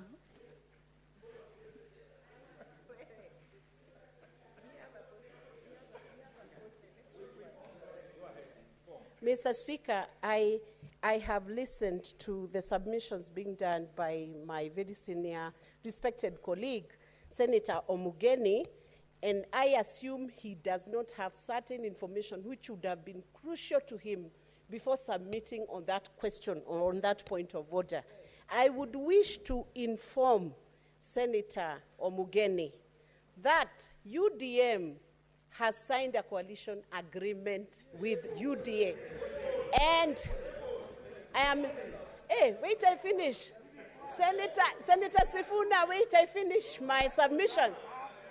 Honorable Speaker, senators. I am not speaking as an ordinary senator in this House. I speak now as a witness to that agreement, to which agreement I have myself signed, witness, and being a party. Honorable Speaker, Senator Veronica. Honorable Speaker, as SG #1 in the Republic of Kenya, who signed all the certificates for the senators from the UDA Veronica. here, and for the president and the deputy. Senator Veronica Maina. Honorable Speaker, I want to inform, Honorable Speaker, I want to inform Honorable Speaker, for the benefit of all the senators, that I speak as a witness. I have evidence. My statement is equivalent to evidence that can be tabled anywhere, before any session, before any plenary. And I hope that rests the matter. Senator Okech.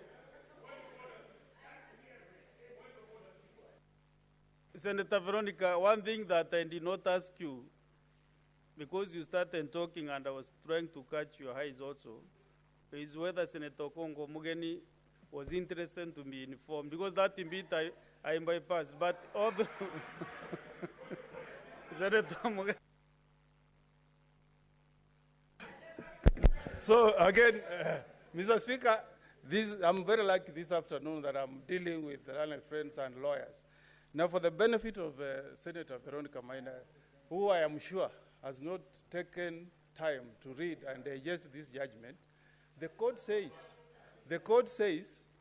Mr. Speaker, I want to see if I have a number so that I can also send it to her. And I'll also, Mr. Speaker, I also want to take time to read the judgment for her and also tell her that in this pronouncement, the court has said, Mr. Speaker, the court has said in this judgment that none of the coalition agreements were forwarded before court. So just in case she did not understand the law at that time, just in case she filed the agreement with a different office, Mr. Speaker, if she filed the agreement with a different office, it could be, I'm willing to be informed by Senator of Nairobi. I'm willing to be informed. No powers to ask him that. He has asked me that. It is me to ask whether you I'm willing to be informed by Senator Sifuna. Yes, inform me. I'm willing.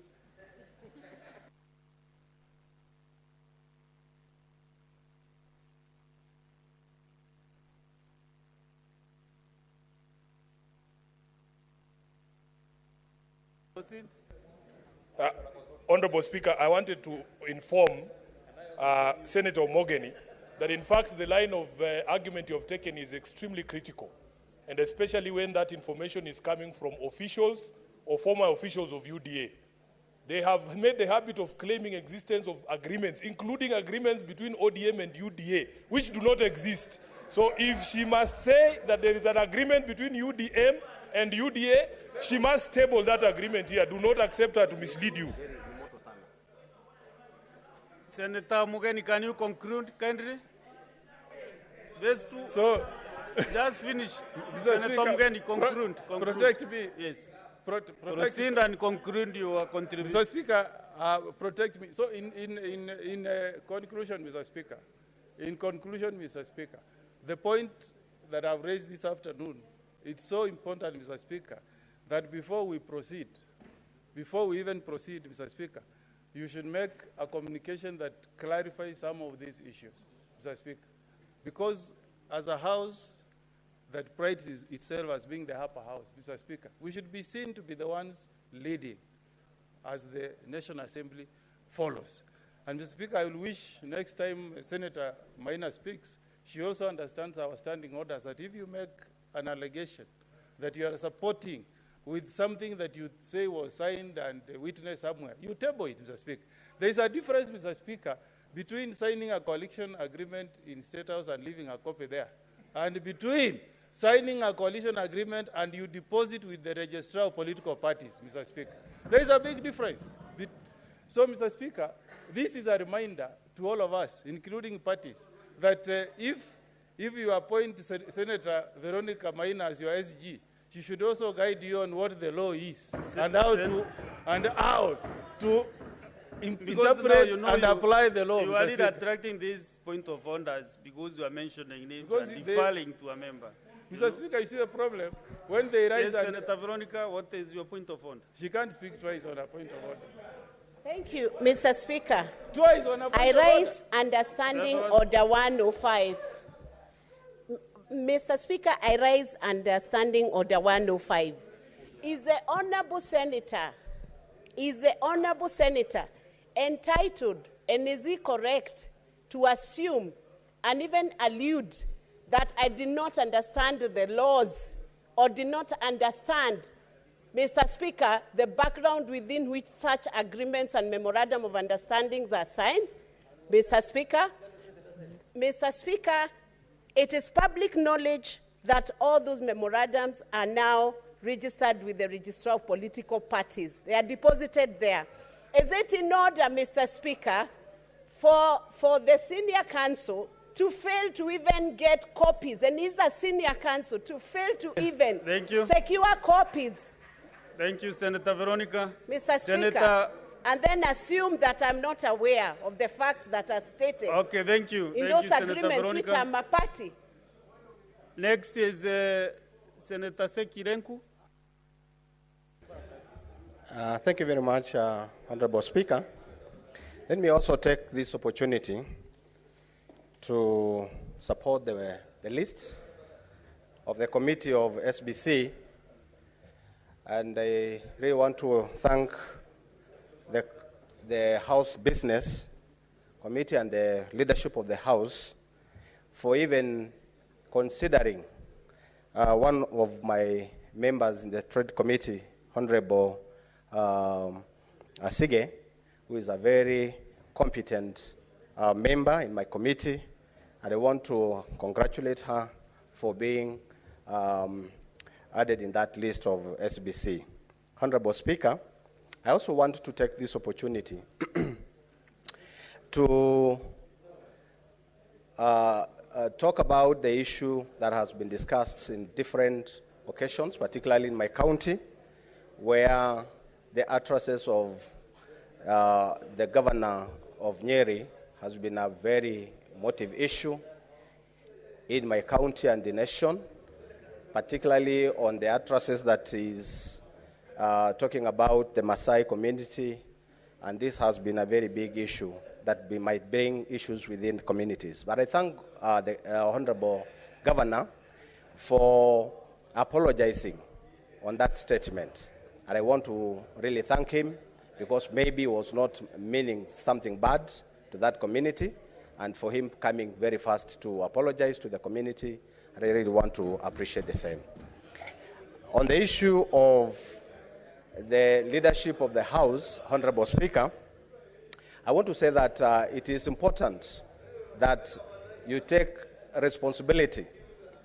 You take responsibility to at least to give a way forward and direction on this matter, because it might really bring a lot of issues, particularly on the committees, again on the operations of this committee, of this House. Otherwise, thank you, Honorable Speaker, for this good and great opportunity.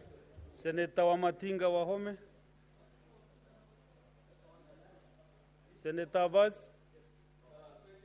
Honorable Speaker, I think I'm the only member of UDM who is here now. Yeah. And my party is being attacked, actually. One thing I want to confirm to the House is that UDM has officially signed a coalition agreement with UDA. I want to attest to that. One other thing is, Your Honorable Speaker, is that Azimio is not the majority leader. Honorable Speaker, order. Defend me from I am a member of the UDM, my friend, and I represent him.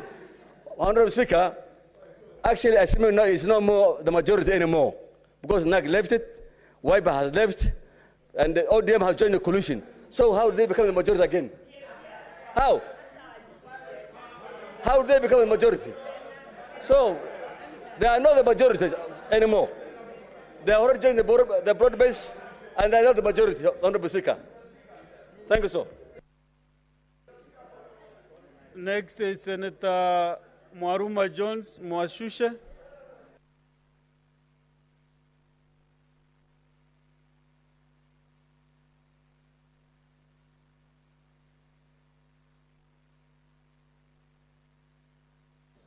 Asante Mheshimiwa Spika kwa kunipa hii fursa ili kuunga mkono huu mswada, na naunga mkono Mheshimiwa Spika majina yote ambayo yako katika hii orodha.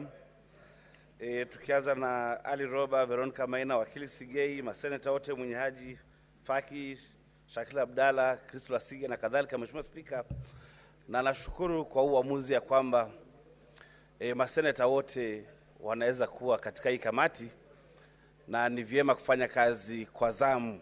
Mheshimiwa Spika, nafurahia kwa sababu wale walifanya kazi nzuri, na hawa ambao wameweka saizi, Mheshimiwa Spika, pia wataweza kufanya kazi nzuri.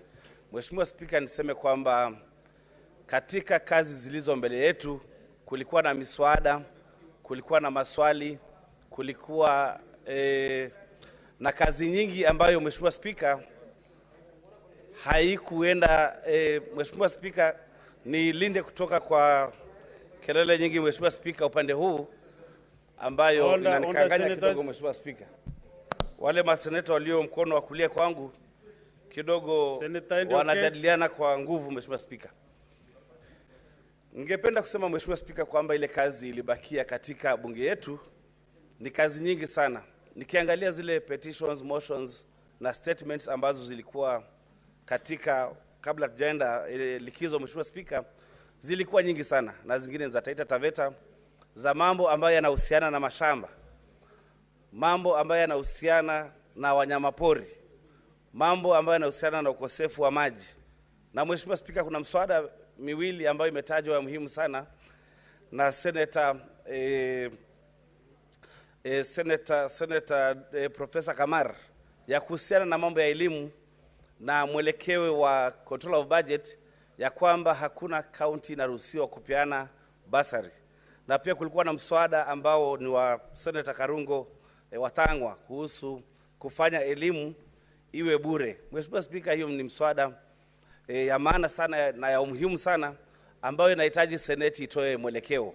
Mheshimiwa Spika, kila wakati kunapotokea matatizo katika nchi, Seneti imeitwa na kufanya uamuzi na kupea mwelekeo nchi yetu. Nakumbuka Mheshimiwa Spika, wakati wa COVID-19 kulikuwa na mswada ambao uliletwa bunge na senator ambaye sasa ni governor Sakaja wa mambo ya COVID, na mwelekeo ulipatikana na mwafaka ulipatikana Kenya, na zile sera nyingi za kupigana na COVID zilitokana na huo mswada. Mheshimiwa Spika, wakati majenzi wamevamia Kenya, pia nakumbuka kuna mswada uliletwa hapa katika hii Senate na tulijadili na tukapeana Kenya mwafaka na mwelekeo. Na sera nyingi ambazo zilitungwa kupigana na hayo zilitokana na ile bunge. Mheshimiwa Spika, sasa hizi ninapoongea, watoto wengi wako nje ya shule, watoto wengi hawaendi shuleni kwa sababu county governments hazipeani bursaries ama ile pesa inayopewa watoto ili waende shuleni. Kwa hivyo tukiweka kipaumbele hiyo mswada miwili ya Professor Kamar na Professor Karungo Watangwa, tukijadili, Kenya pia itapata mwelekeo kama kweli magavana wanaweza peana bursaries ama itangojea mpaka mambo fulani fulani yafanywe na mikataba fulani kati ya serikali ya kitaifa na serikali ya county. Hiyo mikataba ifanywe ili watoto ambao wanatoka famili maskini wanaweza pata zile pesa za kwenda shuleni. Mheshimiwa Spika, pia kuna mswada ule ambao ni muhimu sana wa constitutional amendment ama kubadilisha katiba ambayo imetajwa tayari, ya kuweka NGCDF katika katiba, ya kuweka NGAF na Senate Oversight Fund katika katiba. Mheshimiwa Spika, nafikiri ipawe kipaumbele ili tujue mwelekeo kwa hii mswada, na naunga mkono huu mswada Mheshimiwa Spika. Senator Waume wa Matinga, you want your intervention? What yes, is it? Thank you very much, Mr. Speaker. I rise on order 109 to request the mover to be called to reply. Thank you, Mr. Speaker. Is that the mood of the House? Yes, yes, it is. It is. That's the mood of the House. That is the mood. That is the mood of the House. I will.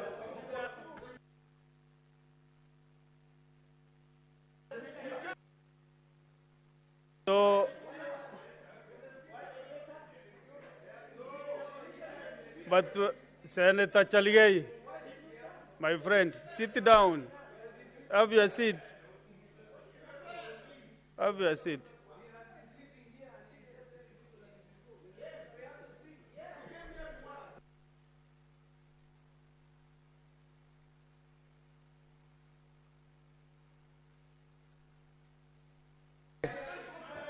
Okay, Senator Karungo, 2 minutes. Thank you, thank you. Thank you, Mr. Speaker.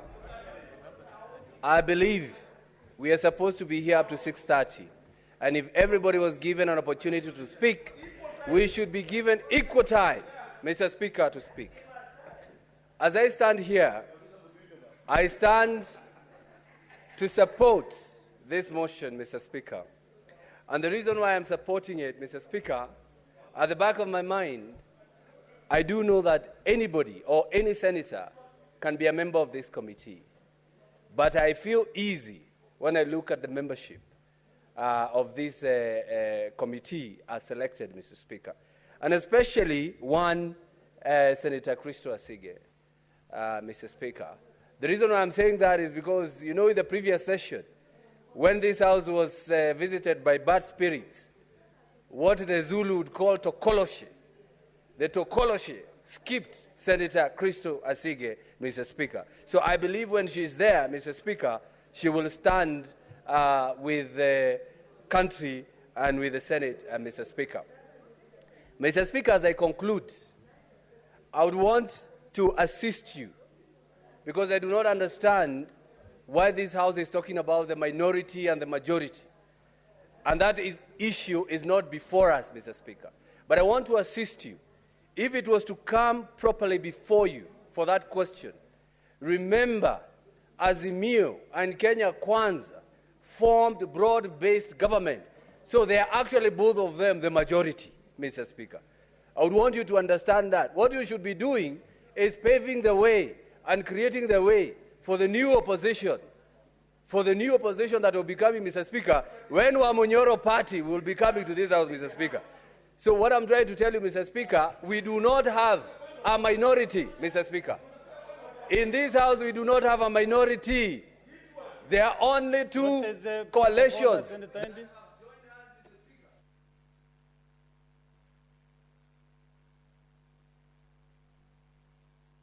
Senator Eddy, as you raise your point of honor, because he has finished, also get your few minutes to contribute to the motion. Mr. Speaker, I beg of you that you don't give me 2 minutes because I had come here. I said take few. Okay, few is okay. Few is okay. So help me with the clerk so that they don't put light on my, when I'm speaking, there's no few in that light. That light is very serious. Mr. Speaker, because he has finished to speak, I am an orderly person. I'm not going to speak on a point of order when a senator has sat down. But Mr. Speaker, we are degenerating as a house where people are taking this house for granted. Mr. Speaker, you know very well that there's nothing like Wamunyoro party in this house, or even in this parliament. If there is, let the senator for Kiambu resign as a senator, go and vie on his Wamunyoro party, whatever party he wants, and then come back to this house. But he cannot make this house degenerate into some silly jokes that don't make sense. We are in a very serious Senate of Kenya that we must respect and take very seriously. Now, Mr. Speaker, before I start, Mr. Speaker, can you protect me?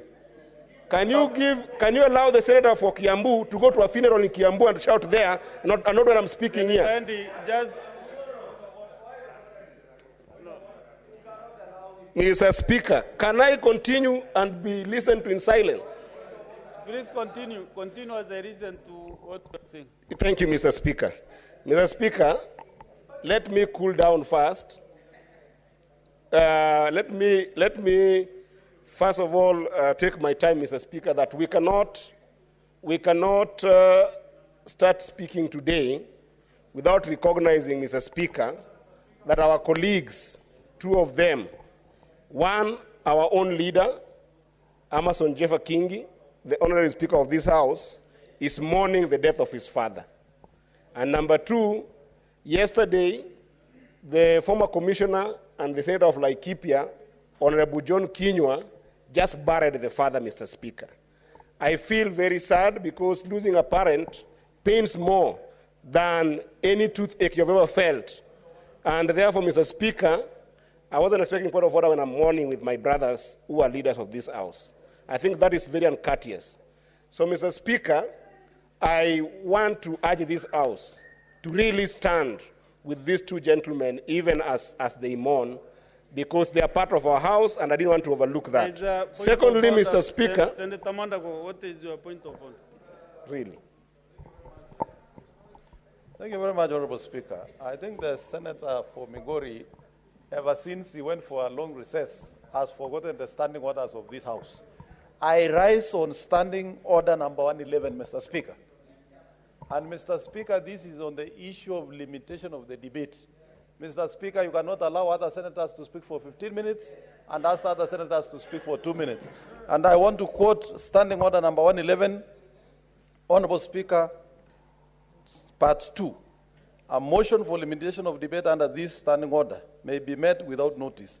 A motion under paragraph 2 shall not be made in the course of the debate, which refers unless it is moved after the adjournment of the debate, and therefore the debate is resumed.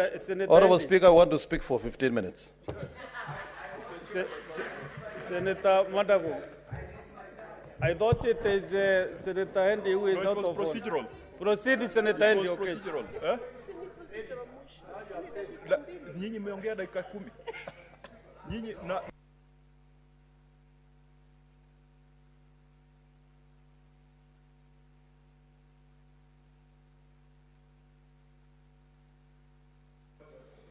Mr. Speaker, thank you once again.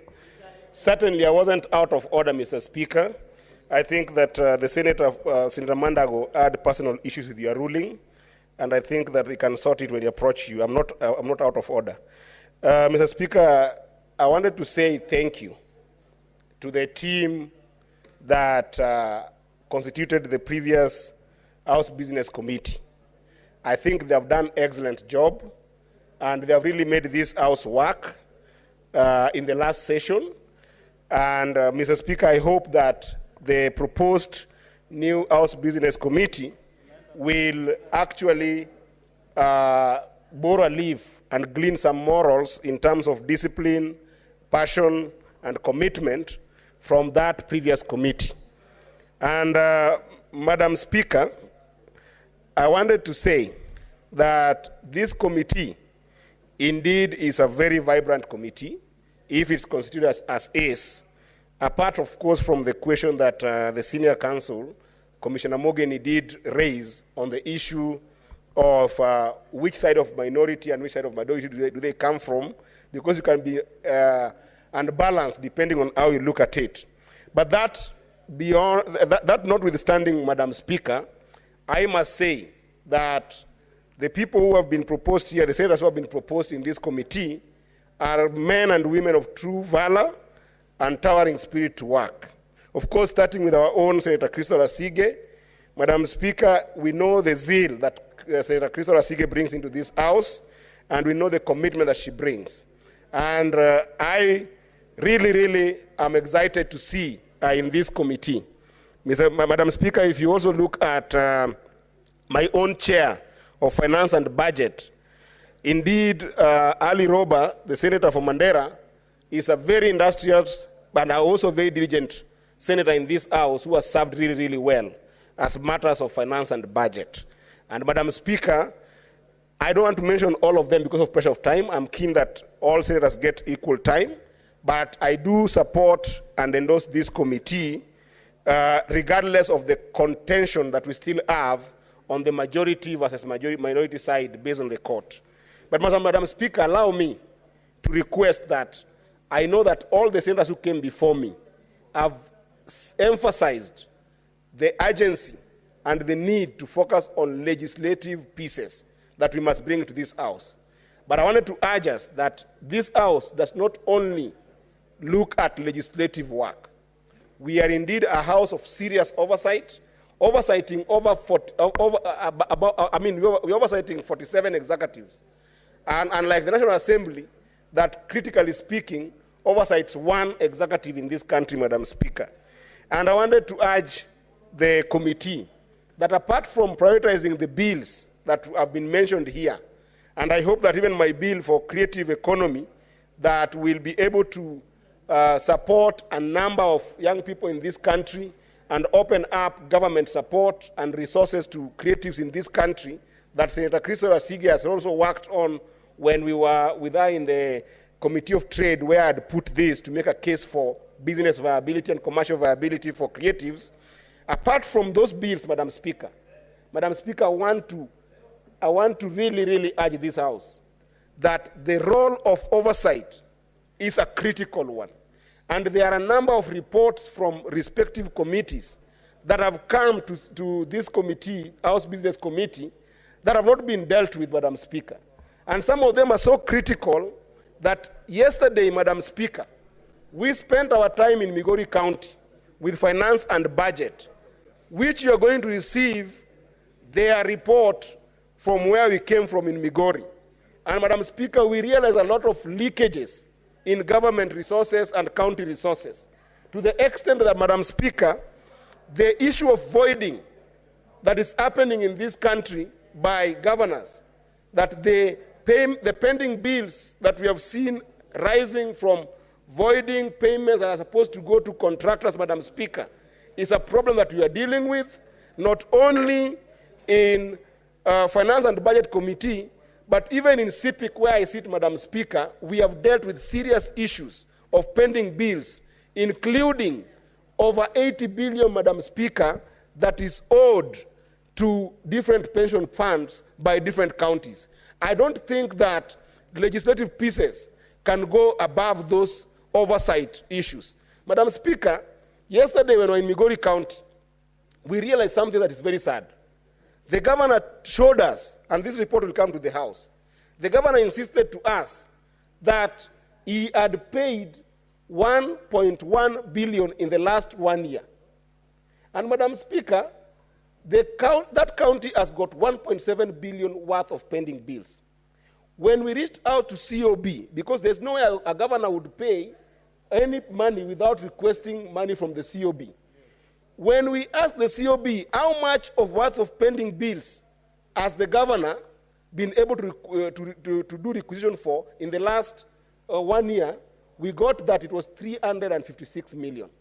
Meaning that the governor was telling the committee that 800 million worth of pending bills, the governor either paid from his own pocket or did not requisition from the COB, Madam Speaker. And his officer had the audacity of facing the committee, chaired by the able former majority whip, Senator Boni Aluale. He had the audacity of facing Boni Aluale and telling him that there is something called direct invoicing. Direct invoicing, Madam Speaker, is where you have sent invoice to COB for suppliers, and they have given you money to go and pay those suppliers. Then when you get to IFMIS, you do another invoicing. You do another invoicing. Madam Speaker, this committee must prioritize those reports so that for once and for all, we must deal with the issue of direct invoicing, Madam Speaker, because that is where billions of money are being wasted by governors, Madam Speaker, to the extent that, Madam Speaker, this last weekend, you have seen the arrogance of governors who have taken so much money that we saw in Kakamega, almost 10 people dying in a funeral because governors have become a point that they have taken so much money from the public coffers that they are gagging senators that they cannot oversight with goons, so that anybody who speaks against any governor, the next thing you hear, they have hired goons, they are fighting senators. Madam Speaker, we are out from the Finance and Budget Committee, and I'm out as a senator, that we are going to confront these governors regardless of the money that they have in this country. We cannot have a country, Madam Speaker, that people loot from public property, and people loot from public projects, and people loot from public coffers, and then they use the same amount of money to go and confuse our people to start fighting among themselves. The people they are giving 500 shillings to fight us who are oversighting and to abuse us on Facebook, Madam Speaker, and social media, the same people, when you go to their villages, there is no water. When you go to their villages, people are dying out of Panadol when they have got very good medical care, Madam Speaker. So I want to urge this committee to go and strongly work on those reports by PAC, by Finance and Budget, by CPIC, and this committee must bring those reports to this House so that if there is need to go to somewhere like Migori County, where we cannot track a number of projects, and I can tell you, Madam Speaker, I have data, and those reports are with the committee. We need to debate those reports in this House and make sure that we can even form special committees together with our partners. We have got very strong partners in this House. We have got the EACC, we have got the Auditor General, we have got the IG of Police, we have got the COB. Let all these partners go to Migori and look at these projects, and go to Isiolo and look at the projects that have been cleared in billions, and go to Muranga and look at those projects. Go to Kisii, look at those projects. Go to Mombasa, look at those projects. Because if we don't do that, Madam Speaker, and tighten the issue of oversight in this country, Madam Speaker, we are facing demagogues and hegemons in names of governors who have become comfortable that they can loot public property and public money, and senators will do nothing. The reports of the Senate are the most critical things that you must work on. Madam Speaker, as I finish, there is the question that has come here, Madam Speaker. And I think that I want to urge your seat, Madam Speaker, that don't take it lightly.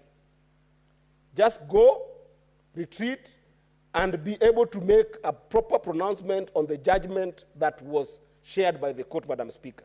Because when you look at the Constitution, Madam Speaker, on the issue of presiding in Parliament, that gives you the power to preside over us, Article 107 of the Constitution, Madam Speaker, it says that in a joint session of Parliament, the Speaker of the National Assembly shall preside over that joint session. Then the Speaker of the Senate shall deputize the Speaker of the National Assembly. When you go further to 108, Article 108, where now it defines party and coalition of parties that shall come as majority or minority, it only gives that power and that designation to the National Assembly. So, Madam Speaker, you must seek for an interpretation, whether from your chair or from the courts, of what does Article 108 and Article 107 mean for this House. Because if we take it lightly that this is a drama and a joke that the former minority side is doing to the former majority side, then we are not serving the nation.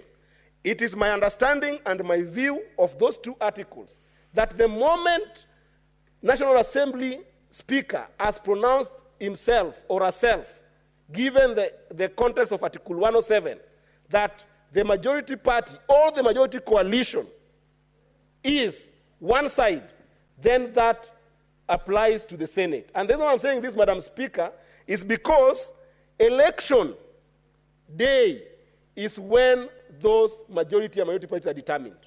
There is no any other election after we are seated in this House. And therefore, this question of some post-election coalitions that have come here and there, some of them we haven't seen any documentation to the effect. I want to urge you, Madam Speaker, that you can be able to help us be able to criticize, question, interrogate, engage with court orders. I saw Madam Gloria and the senator who was nominated Senator Gloria, Madam Speaker, contributing in this House. Yet, Madam Speaker, there was a court order that came on the basis of decisions that were made by this House. It was a decision that was made by this House that Senator Gloria was suspended for 6 months. I understand that maybe there's a potential that Senator Gloria might have gone and appealed against that court order. But it needs to be communicated to the House, Madam Speaker. If it's not communicated, then she's a stranger in the House, Madam Speaker. When the Speaker sits and then ignores those court orders, ignores a stranger being in the House without communicating to us, how are we running the House? These are the issues that I hope that the House Business Committee will look at and let us engage with these court matters, and not only engage with them on time so that we can be able to interpret and engage with these court orders. Otherwise, Madam Speaker, I'm looking forward to a very vibrant session this session, and I hope that we'll make our country better by working together, agreeing to disagree for the purpose of moving Kenya forward. I thank you, Madam Speaker. Are you supporting the motion, or I didn't? I said I support the motion. Okay, thank you. Thank you.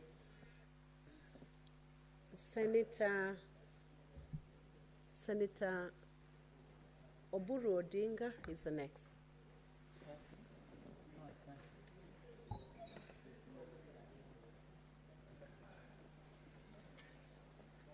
These are the names, eh? You can read them. She has given me. Oh, she's given me. Asante, asante. Thank you, Madam Speaker, for the opportunity. Madam Speaker, first and foremost, I stand to support this motion. The reason I support this motion, Madam Speaker, is because of the integrity of the membership. The people who have been elected here, some of them are very experienced, like Ibrahim Roba. If you look at Roba, has been a governor, he has been MP, and he has a lot of experience. And all of them, you look at you, Madam Speaker, your background and your experience in politics, having been a Secretary General of the ruling party, and so on. Madam, you are fit to guide us. And I don't want to describe every member, but Madam Speaker, I support this motion and support the membership which has been suggested. But they have an onerous task that this committee which is being proposed here has an onerous task to move our things forward. Madam Speaker, I'm quite concerned that the National Assembly has become a graveyard for legislation which is passed here in the Senate, and they go there and they find a slaughterhouse there, and they die there. Madam Speaker, I don't know whether fighting them will be the solution, but I would have suggested, Madam Speaker, that when you are elected to this onerous position of the House Business Committee, you should develop some relationship with the National Assembly. Help us to create an amicable atmosphere where our motions and our legislation does not stand as cattle to be slaughtered in the National Assembly. Madam Speaker, I hope that this committee which is being given this task will this time make sure that one of our most important functions, which is to make legislation, and Madam Speaker, I've been in this parliament for a long time. I'm very, very pleased with the pace at which Senate is processing legislation. The Senate is doing its work, and it is doing it very well. There is quite a lot of legislation, very important for the country, which are passed here, but they never see the light of the day. They are killed at the National Assembly. And I hope, Madam Speaker, this will be taken seriously and something will be done about it. And Madam Speaker, secondly, I don't want to comment much because when I came in here, I was not whipped by my whip. He did not tell me that we are taking over the leadership on this side. So I went and sat on the other side. But Madam Speaker, what I can say on this is that if you see that something is happening in the National Assembly, that thing directly applies to the Senate. Because, Madam Speaker, if all of us know that the ruling about the leadership in the Assembly is exactly the same as ours here. So I don't know whether we want to wait also for the Senate to go to court and get a similar ruling, or ukiona mwenzie akinyolewa, we chako pia ukitie maji. Yes. So that we don't waste a lot of time again going to court. Let us move, because this country is ours all, and what we want to do is to move things on oversight. We are doing the same job. Whether you are in minority or in majority, you are supposed to do oversight. You are not supposed to be defending the executive when they go wrong. Everybody is supposed to be on the same page, and when the government does something which needs support, it is supported by everybody. But when they do something which requires criticism and openness in speaking, everybody is supposed to speak the same. There should be no division in that matter, because our role of oversight is the same. They don't say that it is the minority or the majority who will do the oversight on the government. There is no such a line that majority or minority are the ones who are supposed to do oversight. It is the whole Senate, it is the whole Parliament. It is our job to do oversight on the executive. So, Madam Speaker, I hope that this matter will be resolved, because what is happening there in the National Assembly is exactly happening. If the court said the party leadership, our speaker is also a leader of a political party. But anyway, we are not discussing our speaker. So, Madam Speaker, I withdraw that one. But I want to say, Madam Speaker, thank you for withdrawing. That is the correct thing to do. I want to conclude by saying that I support this motion, and I want to urge our people who have been appointed there to work well and create an ambience, an amicable relationship with the other house, so that we find an amicable way. They also need us, because they now want they want us to support them in CDF, which has been declared unconstitutional. Let us support them, but also get something from them. If it is killed in court, it is not us. Let us get ours, which is legitimate, but let us support theirs, which is illegitimate. Let it be killed elsewhere, not by us, so that we can, it is give and take. It should be give and take. And I hope our people will do the necessary diplomacy to make sure that we gain from some of these positions. They require us as much as we require them. Thank you very much, Madam Speaker. Senator Kisang.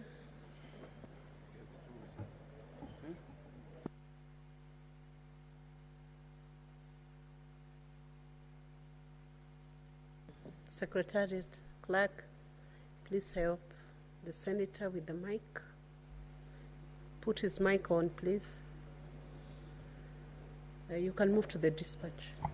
Good. Thank you, Madam Speaker. Madam Speaker, I stand to support the members who have been selected to serve in this particular very important committee. That's why you've seen today, Madam Speaker, we don't have anything else to do until this particular committee is approved, so that they can sit down and prepare work for us to do in the next few days.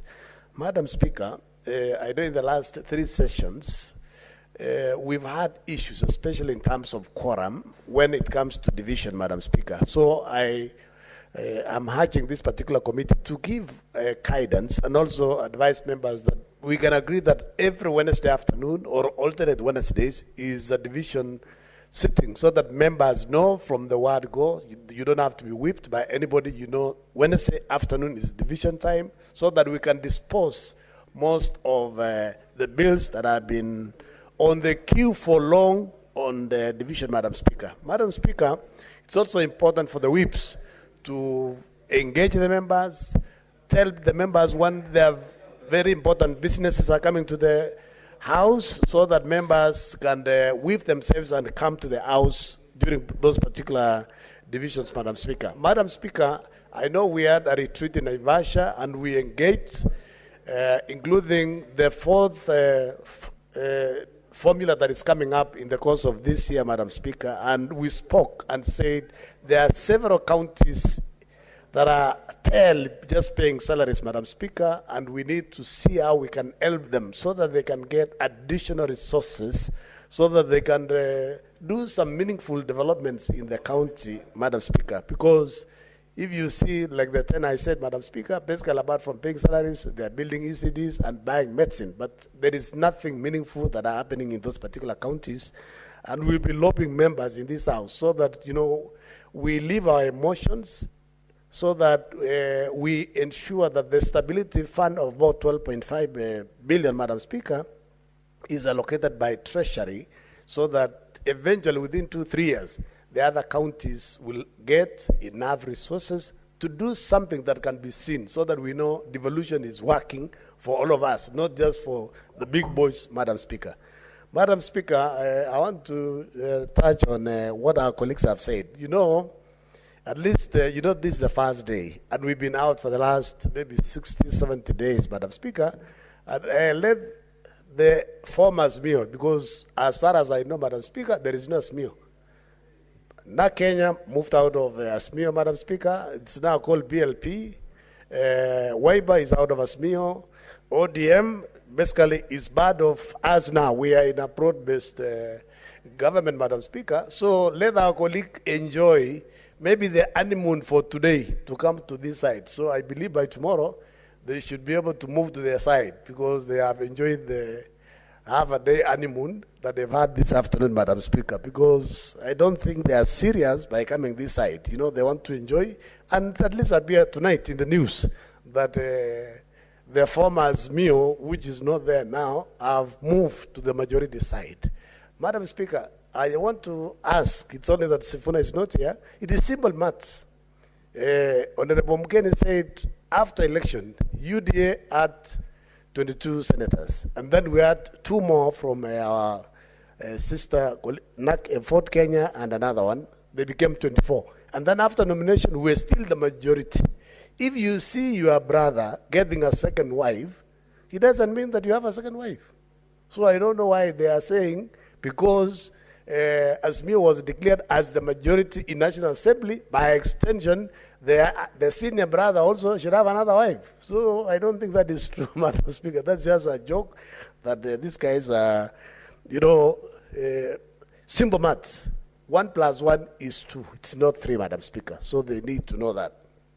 Finally, Madam Speaker, we want to urge this particular committee, and especially the majority leader, Senator Aaron Cheriot, and minority leader, Matzayo, to work very closely with the leadership of National Assembly so that they can help to give priority businesses that come from Senate in National Assembly, Madam Speaker, because that is where our business is stalled in National Assembly. They don't give priority. And you know, the reason why we also give priority to business from National Assembly, it's because most of the time the money bills originate from National Assembly. When they come to Senate, we give priority. And most of them also are government businesses that may be setting up institutions. So that's why we give priority. But it is important that we want them to give priority so that we work closely. And finally, Madam Speaker, is because of the constitutional amendment that is in the hoping, Madam Speaker, so that we entrench national government development, CDF, and oversight fund and Gov fund, Madam Speaker, is very important. I was an MP for Marakwet West for 10 years, and I want to tell you, Madam Speaker, CDF works, CDF helps. There are many people who have gone to school, they have cleared the university, and they're in employment because of bursary from CDF, Madam Speaker, and most classrooms, even school buses, have been bought and built using CDF, and our people have stopped Arambes, fundraisers for our schools because of CDF. So that particular fund, Honorable Speaker, is very important. And now the Senate Oversight Fund is very important, Madam Speaker, to help us to move around our counties and check that the governors are implementing projects, and the projects, our people are getting value for money from those particular projects, Madam Speaker. And I want to give notice, my county, that in the course of this month of February and March, I'll be going around to check what they've done and to ensure that the people of Elgeyo-Marakwet County get value for money from the resources that we send from this house, Madam Speaker. Thank you. I support. Thank you, Honorable Senator. Honorable Senators, as I proceed to give to the next senator, I want to request, due to the time constraints and the House being queried, I want to request the senators, though I won't limit your time, you limit yourself so that we can accommodate as many who are remaining. There are not too many remaining, so please take that precaution on how you use your time. Senator Onyonka.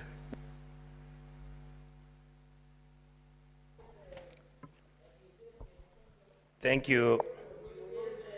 Senator Cheralige, you want to believe you're on that side. Thank you. Honorable Senator Cherargei. No, I'm just I'm just informing you. Senator I'm Cherargei. informing you that when you are in the minority, that's how it happens. Order, Senator Cherargei. Senator Cherargei, order, Senator Cherargei. First of all, Senator Cherargei, are you listening? Senator Cherargei, the chair is speaking now. Excuse me. Senator Eddy, resume your seat. Excuse me. Senator Cherargei, I am speaking now as the chair. First, you did not have the platform because the chair had not granted you an opportunity to speak. So raising your voice against Senator Onyonka will be out of order. So let's have Senator Onyonka proceed. There is no ruling by the Speaker on which side of the House you should be seated. You invited yourself to sit on the minority side. Thank you, Madam Speaker. We proceed now. Thank you. Madam Speaker, I wanted to say that my brother Cherargei, I welcome you to the minority side.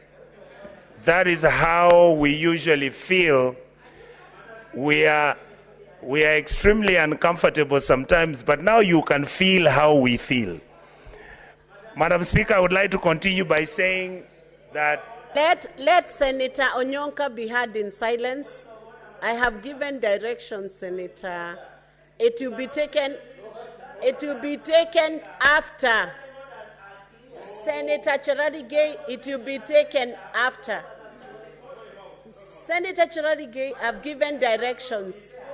Proceed, Senator. Thank you, Madam Speaker. I wanted to say that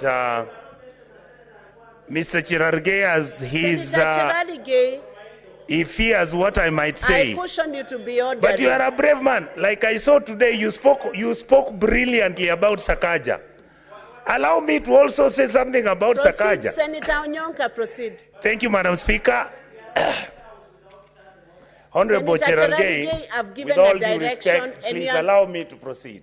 I cautioned you the first time. You are getting out of order. Thank you. Thank you, Madam Speaker. I wanted to thank everybody in this House who, for the last 1 year, has been in this House deliberating and discussing the critical issues. I'm happy that most of our members have come back to this House and they're well. Mr. Speaker, Madam Speaker, what I wanted to mention to my colleagues here, and in this case, I am not going to indulge myself on the legalese of this issue that has been discussed here, but I want to give a very small story.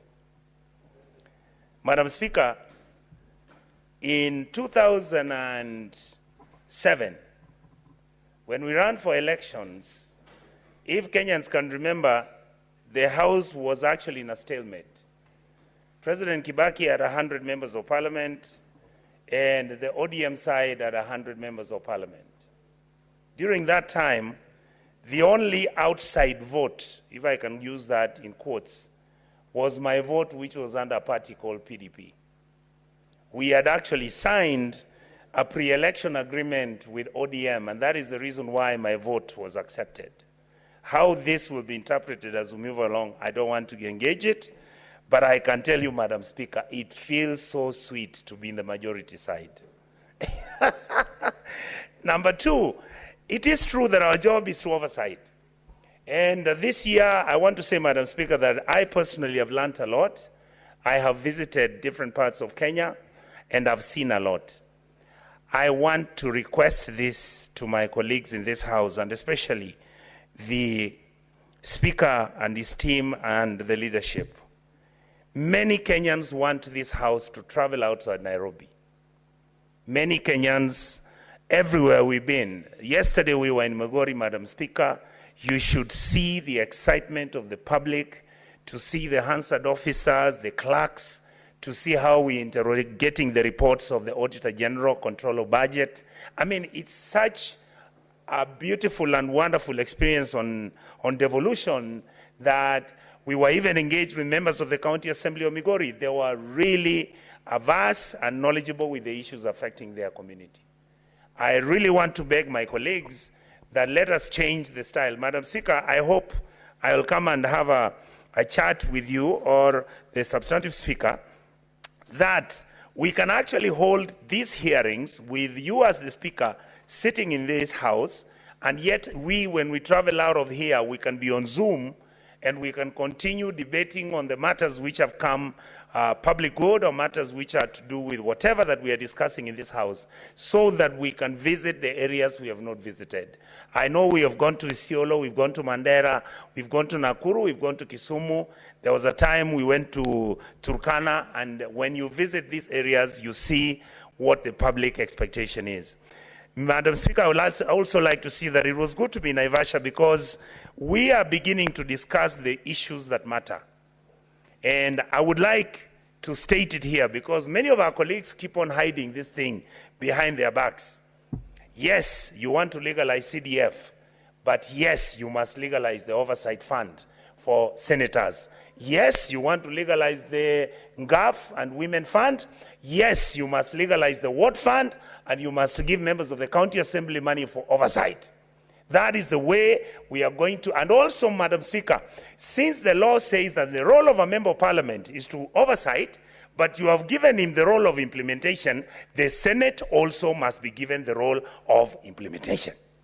The reason is, don't tell me that it's only me as a senator who can oversight the governor, but the member of parliament has nobody to oversight him because he's now the implementing officer. The NGAF money is being utilized for implementation of projects. Because the reality, Madam Speaker, is this. Many people think that we need that money for whatever. No. We go to the village. We were all elected. For example, Madam Speaker, I'm elected with the governor of Kisii and the women rep of Kisii. The governor has money, which he's using to do projects in the county government. The women rep has money, which she's using at the county government. Why am I not having the money as a senator? We must interrogate these issues, and we must be honest, so that if we say get rid of CDF, give members of parliament money for oversighting projects which are done by the national government. If you want to keep the senators, give us oversight funds, which will make us oversight the governors. Figure out how you are going to organize oversighting by the women rep, because it can either be done by the member of parliament or by the senator. These are the issues that many of us have been raising about why our system is broken. The reason why we say that our system is broken is that we have too many sections, and that's why Kenyans are actually very uncomfortable, allowing more money to either be given to senators or even members of the MPs or members of the county assembly or women reps. Why? Kenyans do not want too many of our hands on this public money. Because we are irresponsible, we are unable to manage it, we are doing crazy things with it. If you see some of the money that is at the county governments, Madam Speaker, you'll be shocked. But even when it looks like it is nearly a matter that we can give up on, I want to encourage my colleagues in this House, let us make sure that we participate and make sure that our country becomes better. Let us persuade our governors that we are not, in our oversight, like I heard somebody say, oh, senators are trying so hard to become governor. Madam Speaker, like me, I wouldn't care to be a governor, by the way. Some of us don't care. Some of us just want to serve the public well, make sure that if anything, we at least leave some good name behind. And finally, I would like to say, I heard my brother Eddie talking about Gloria Oroba. I believe that matter, Brother Eddie, was sorted out, and don't make Madam Oroba become very upset and obtuse, because she's in this house legitimately, and I believe that she'll continue doing a good job. Madam Speaker, I'd like to say I support the motion, and I hope that my colleagues and brothers in this house, whatever that happens, whatever interpretation that happens, I would like to persuade all of us here, and this is my experience as a long-time serving member of parliament and indeed now in the Senate. At the end of all this, we are still brothers and sisters in this republic. We don't have any other country to go to. Thank you, Madam Speaker. Thank you, Senator. Senator Cherargei. Patience always pays. And you must learn to be patient when other senators are also submitting. Proceed. Madam Speaker, as the senator of this House, I also have a role to guide the House sometimes when there's some lapses as per the standing order and the Constitution. Madam Speaker, let me begin by saying I want to support the House Business Committee membership. Although the majority leader, my simple advice to him is at least in future to rotate membership. I saw you have brought in Crystal Asige, brought in Shagila Abdallah. Is it senator, nominated senator from Lamu? I think so. And a number of colleagues. I think in future, majority leaders, so that people can learn, at least let us have rotational way of doing membership so that we can, except, no.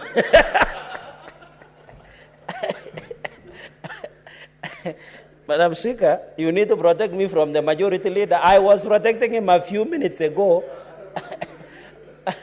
Madam Speaker, I was protecting majority leader. Until you started reprimanding him. No, I was just saying as a way of learning, Madam Speaker, and I was protecting majority leader when he was under Siege a few minutes ago. But just was my advice, because me and majority leader have been here for some time, and Senator Kajwang, we thought, we have seen, I think in the last session, even he told us, and I remember, I'm using majority leader's words, when we were forming impeachment committees in the last session, he insisted for rotational. So I was just saying, in future, we see how we can do. I don't doubt your capacity, Madam Speaker. I know you have all the time in the world after you left being SG. I know you have the requisite experience, Madam Speaker, and therefore I have no doubt alongside your colleagues.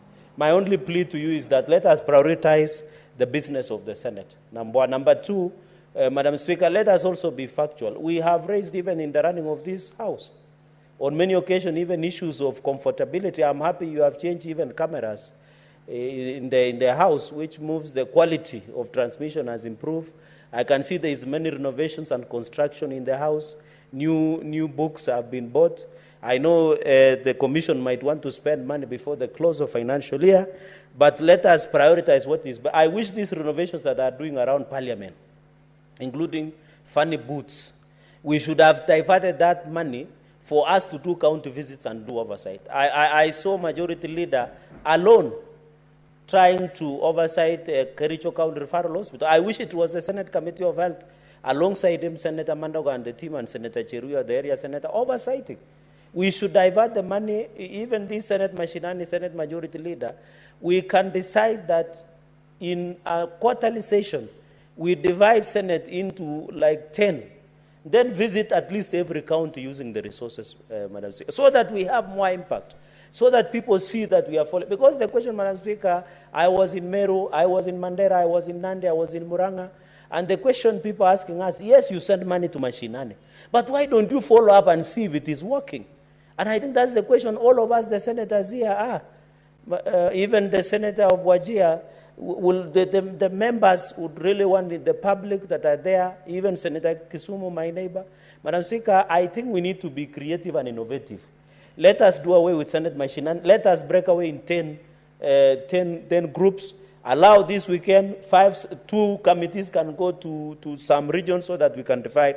And I hope the majority leader will take it up with the House leadership and the House Business Committee, Senate. But all in belief, now the final one, Madam Speaker, I want to appeal to the Senate Business Committee, so that I only have 2 issues. I want to appeal to the Senate Business Committee to also be alive to what is happening.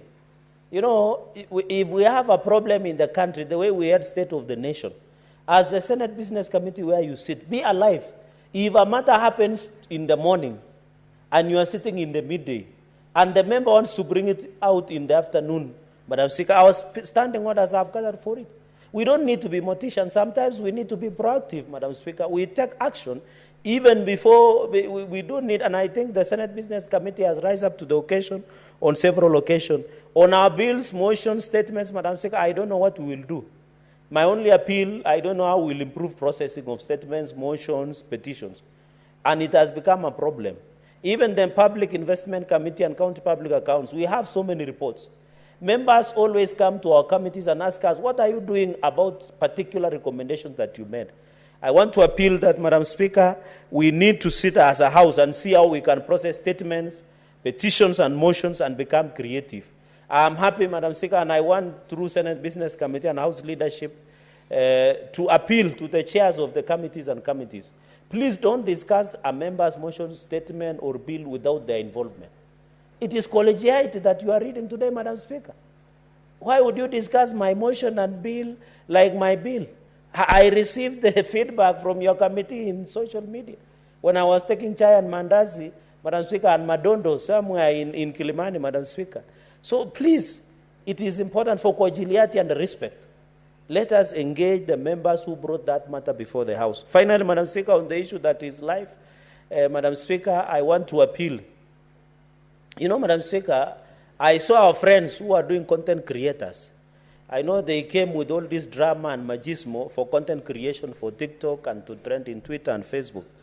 Madam Speaker, if you read, you know, Madam Speaker, you know, the people are saying we are senior lawyers, they are senior, but also fools get old. Madam Speaker, the reading of the ruling of the court, because I've read, is directed to National Assembly. To infringe that the Senate is involved is a wrong premise. Because the Constitution divided the roles of the houses, National Assembly and the Senate, Madam Speaker. Even when you read the ruling, it says the National, and involves the Speaker of the National Assembly, Senator Speaker Moses Wetangula. If it is a party leader and is the Speaker, it is the business of the National Assembly. We don't have. And the courts did not say we can invite ourselves to the table on determining the court order. Madam Speaker, let us be honest when we engage in terms of reading the law. When you look under Article 262, the Constitution envisages a purposeful interpretation of the law involving court orders, Madam Speaker. So these things that our brothers from the minority side are busy sitting on the seats, the goodness with the Senate is there is free sitting. It will not just make news today. Content creation, I've seen some of them I've already posted, Madam Speaker. Somebody who just walked out, I saw Shaweka, TikTok, and other places. The point I'm trying to make, let us be honest with us. In fact, as we talk, and Majority Leader will support me on this, UDM did a post-coalition agreement as per Political Parties Act. Under Political Parties and Election Act, the law of Kenya allows for both pre- and post-coalition agreements. UDA signed with UDM. In fact, Azimio is no longer there. DAP walked away with only one MP, some content creator called Kasalasia. There is some funny governor who is busy insulting anybody and everybody that moves, just like our Chinese eat everything that moves. Madam Speaker, when you talk about NAC doesn't even have a single MCA. Does he have Nyumba Kumi? Something like that. So they have worked out of Azimio. Who else has remained in Azimio? Wiper, that the deputy minority, in fact, he should be removed from his seat. Because Wiper is no longer part of Azimio, Madam Speaker. So we must be honest. If we want to interpret this Constitution, we must interpret this Constitution for the betterment of this country. Let us not interpret Constitution for us to become politically convenient or relevant or to be celebrated, Madam Speaker. Let us allow the Constitution to speak and be heard. That court order that was directed. And Madam Speaker, one funny thing these people are not telling you, the colleague senator, sorry, they are not telling you that the courts did not determine who is the minority and majority. As things stands now, the minority, which is ODM and others, they are the minority, because Azimio has disintegrated. In fact, the UDA is becoming majority and majority and majority because of the broad-based engagement with other political actors, Madam Speaker. So I want to appeal, Madam Speaker, since the court order did not direct, the senator cannot be there. The Senate, as the former chairman of JLAC Emeritus, Madam Speaker, there is no court order against the minority or majority side on the Senate, number one. Number two, even if today the court order that came out has been overtaken by revenge, I want to challenge Justice Martha Koome and the judiciary to also be proactive. They don't need to be morticians. They decide something that is long dead and gone. The DNA cannot be found and determined, Madam Speaker. So I want to ask our members in the National Assembly and the Senate, we are properly constituted and we are the majority side, Madam Speaker. Let us allow this week. You remember, Madam Speaker, in conclusion, when we were electing the Speaker, the minority side walked out. We did elect the Speaker. What happened? They came back. So let's allow them, Majority Leader, 1 or 2 weeks. Let's allow them to sit on seats, do content creation, post. When the heat is down, when the chips are down, they'll come back to their senses and ensure, Madam Speaker. So I want to appeal to the nation. There is nothing to worry from us legal scholars. that court order is only good for academic discourse, for morning television interviews and evening, among others, Madam Speaker. Madam Speaker, finally is to appeal to the House. I don't know, my chair of CPAC and the Senate Minority Leader is here. Please, as per the ruling of the court, that most of the county public accounts reports and CPIC should be considered by March. I want to appeal that we need to move faster so that we can ensure we don't offend the timeline that has been set by the law. Madam Speaker, with those very many remarks, allow me to leave it there and to thank you and to say that I support the formation of Senate Business Committee so that from tomorrow we can have a business. And it's good to see Senator Mandago. Congratulations. You are now a serious man in our community. You can sit when a girl is being betrothed, because at least your son went through rite of passage. I know people like Aaron still have a long way to go. Our condolences to the Speaker, Madam Speaker. Also condolences to Senator Kinyua for losing his beloved dad. We pray and stand with. Some of us could not come, Madam Speaker, because of what you saw. If you saw people are saying people are working without underwear, we could not sit in such a forum, Madam Speaker. So when funerals are funerals, let's allow them to be. When politics, let's go to rallies. Madam Speaker, with those many remarks, I support. Thank you, Senator. Senator Kajwang.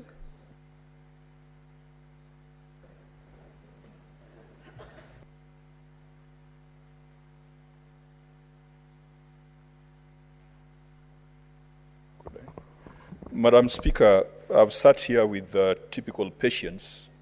I've been in this House for 10 years, and today I'm the last to speak, even though I was in the House at 2:30. I think even speakers need to put in some algorithm, because those of us who've been around sometimes can benefit the House out of our experience. And Madam Speaker, I didn't sit here to score political points or to speak politics.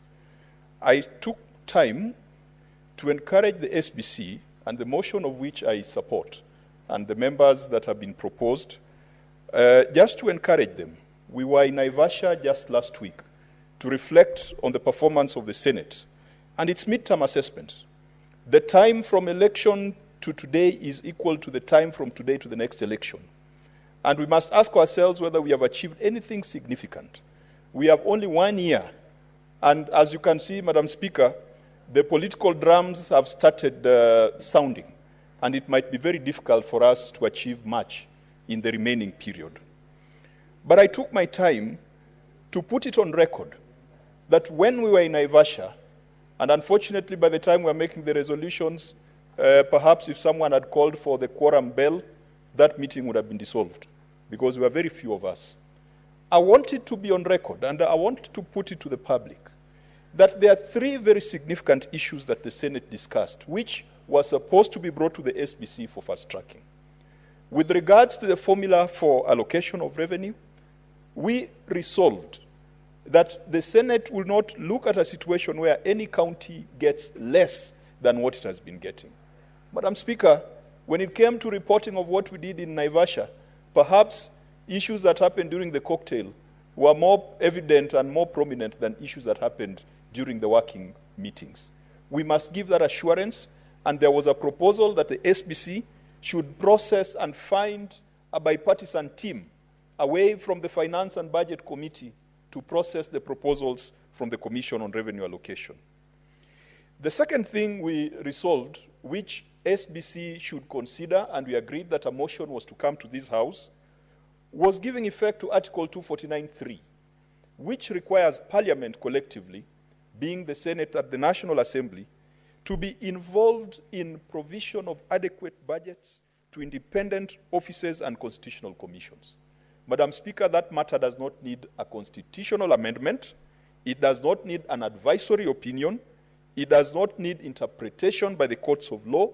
What we need to do, because the National Treasury and the entities that bring budgets to Parliament have chosen to take them to the National Assembly, is for us to resolve and for us to generate a certificate under the hand of the clerk of the Senate to the National Treasury and to the Executive, so that we compel them to bring the budgets of constitutional commissions to the Senate as required under Article 249.3. And I hope that this initiative is not going to die in the hands of this SBC. Madam Speaker, ordinarily, when you have a motion on constitution of a committee, the members who are supposed to be part of that committee ought to be in the House so that they can take note of the mandate that the Senate is giving to them. And I do hope that they are following online, because otherwise it would be very untidy for us to say these things and to support the establishment of a committee when those members themselves are not here.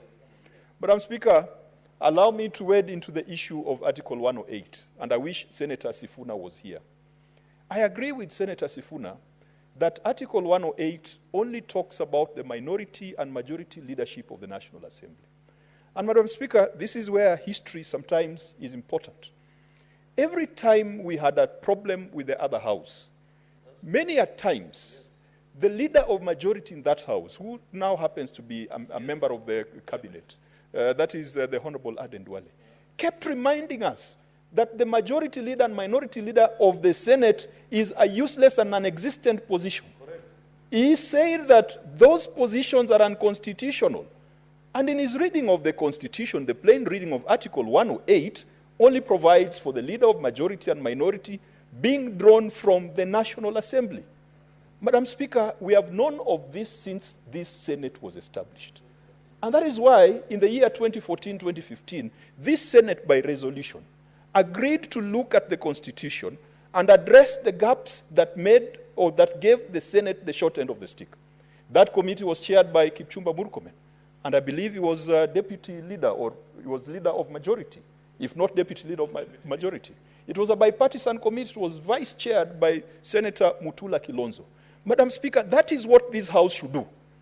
Not descend into drama that makes us appear as if we are a branch of the National Assembly. I will disagree with an interpretation that whatever decision is made at the National Assembly applies to the Senate. That will make us subordinate to the National Assembly. And that is a conversation we should have.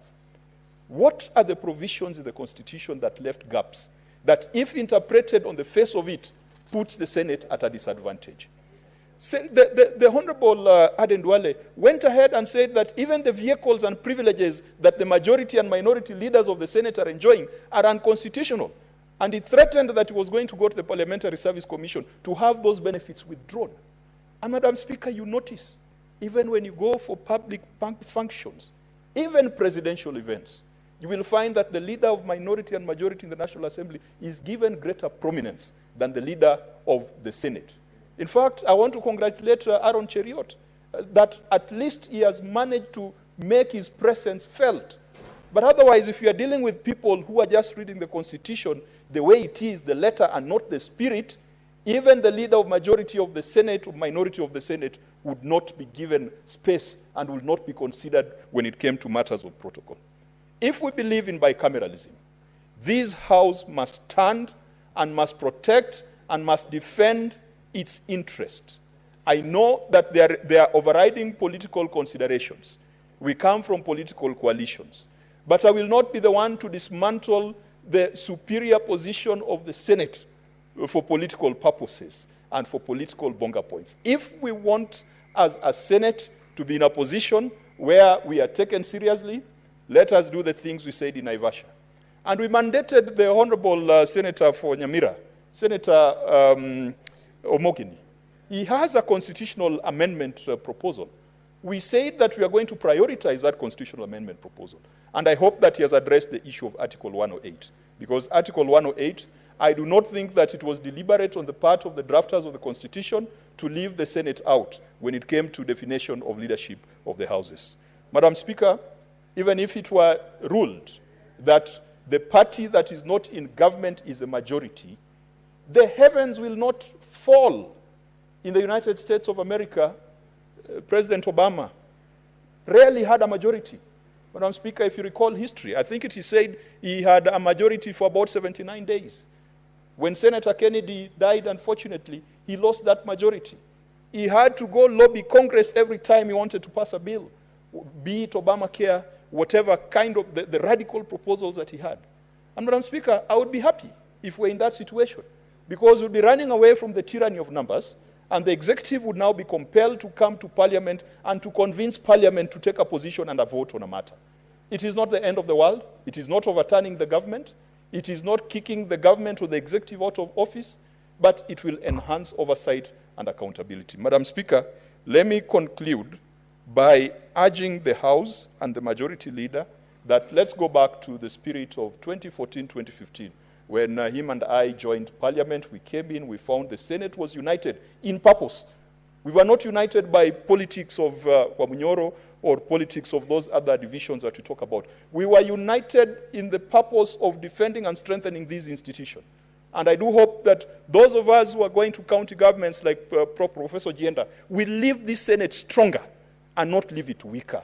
And we cannot be the Senate that says that whatever happens in the National Assembly shall by extension happen to the Senate. We are a bicameral system.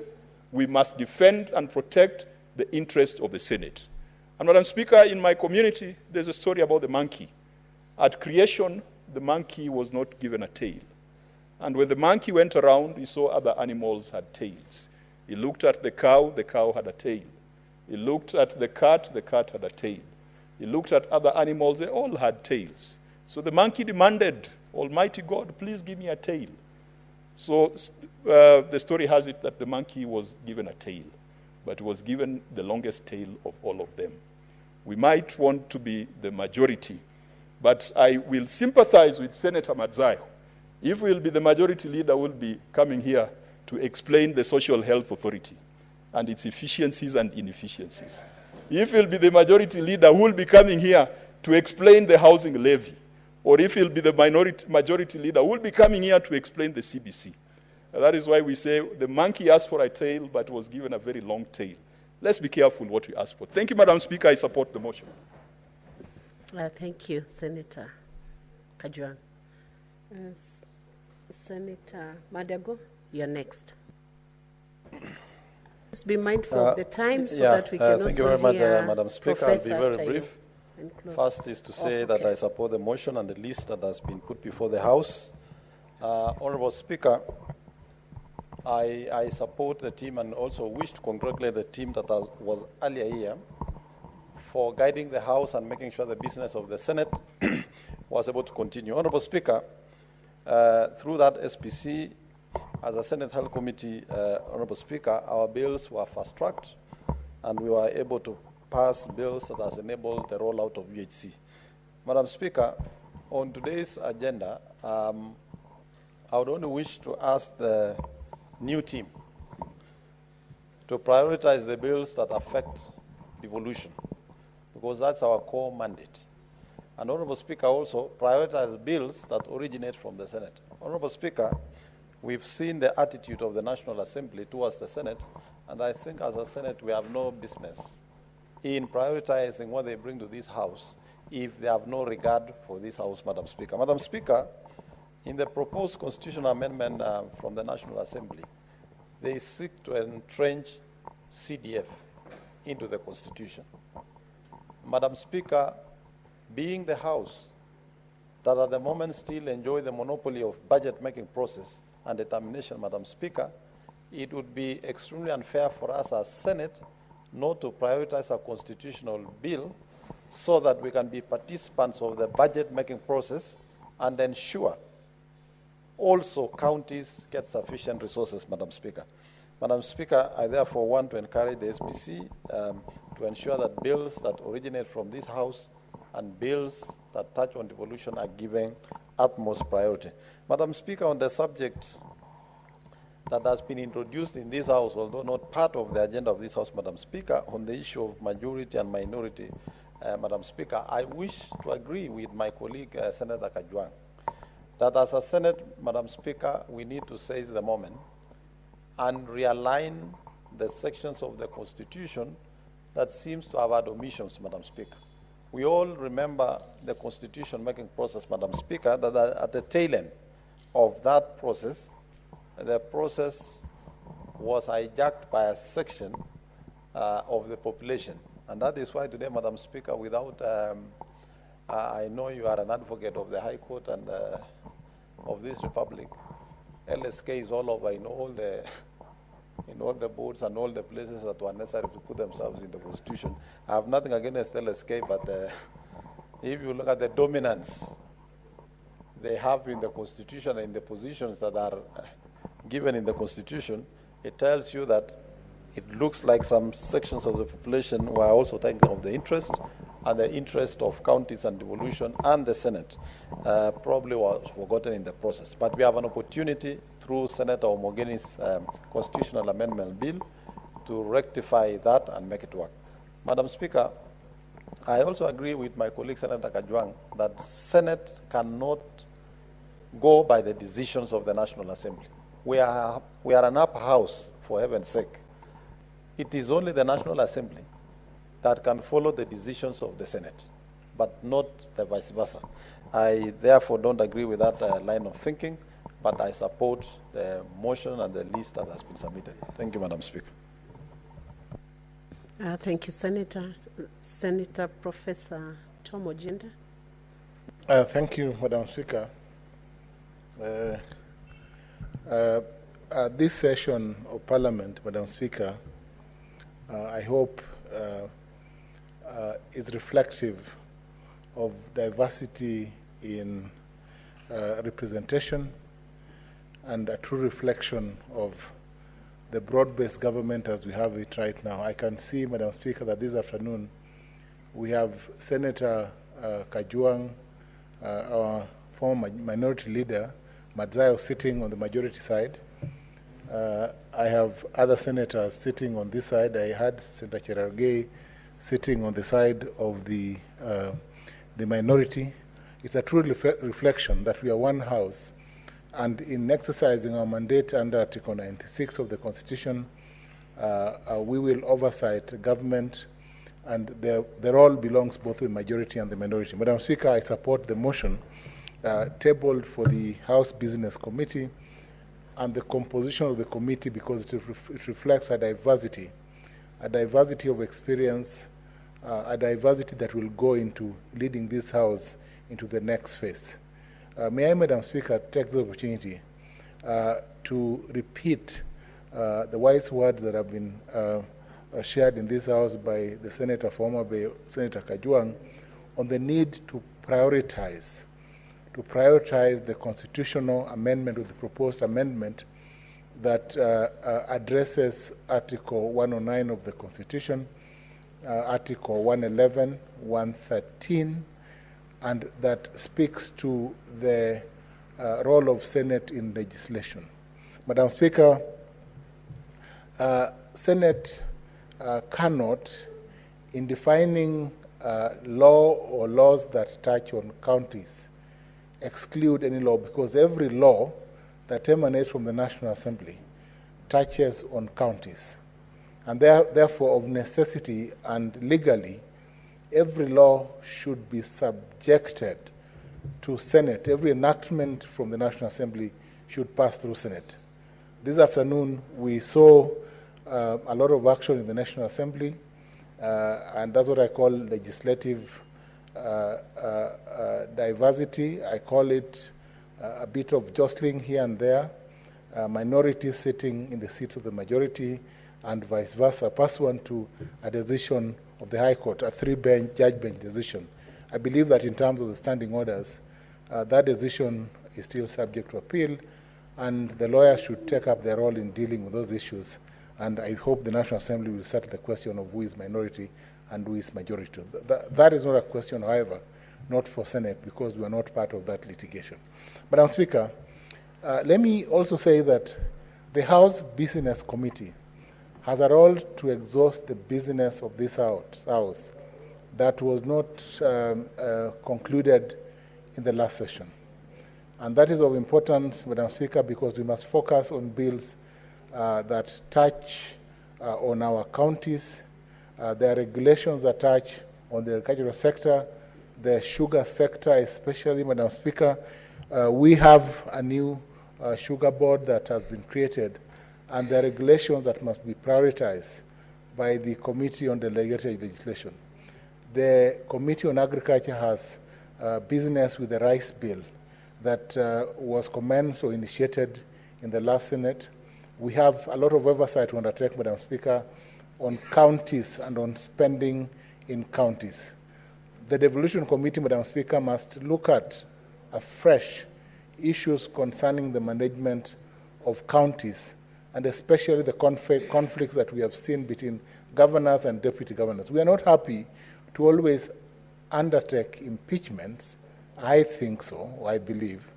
But we don't mind handling impeachments of governors or deputy governors if they find themselves in this house. But we encourage governors and deputy governors to sort out their mess out there in the counties so that we do not have questions that can be settled by governors in their counties find their way to this house. Madam Speaker, we are alive, Madam Speaker, to the fact that all the committees of this house, especially the committee where I served in the last Senate, the Committee on Public Investment and the Public Accounts Committee, dealing with questions of expenditure, looking at the reports of the Auditor General on how counties spend funds.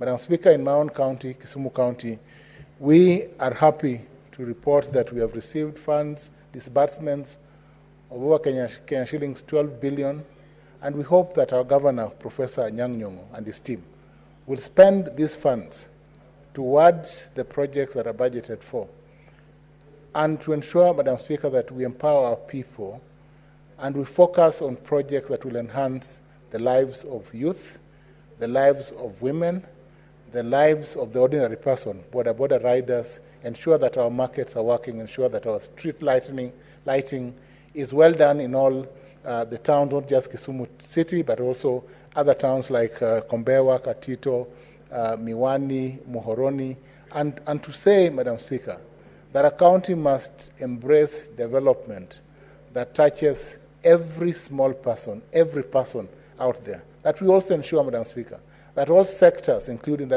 agriculture sector, that touch on extension services, that all sectors, Madam Speaker, including health, that our people get what they need in health, so that the rollout of SHA, the Social Health Act, and SHIF work for our people, Madam Speaker. Madam Speaker, I support this committee to the extent that it shall define the work of Senate. But Madam Speaker, lastly, let me say this, that it is important that we strengthen devolution. It is important that the CS Finance disburses funds in time.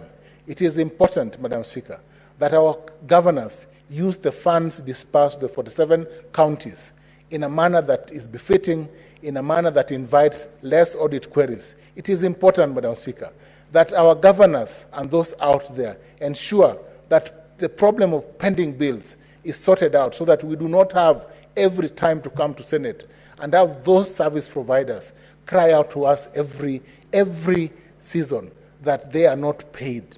Madam Speaker, we must ensure that we prioritize those who delivered services and ensured that our counties worked so that we do not have pending bills accumulate interest over time. Thank you, Madam Speaker. I support.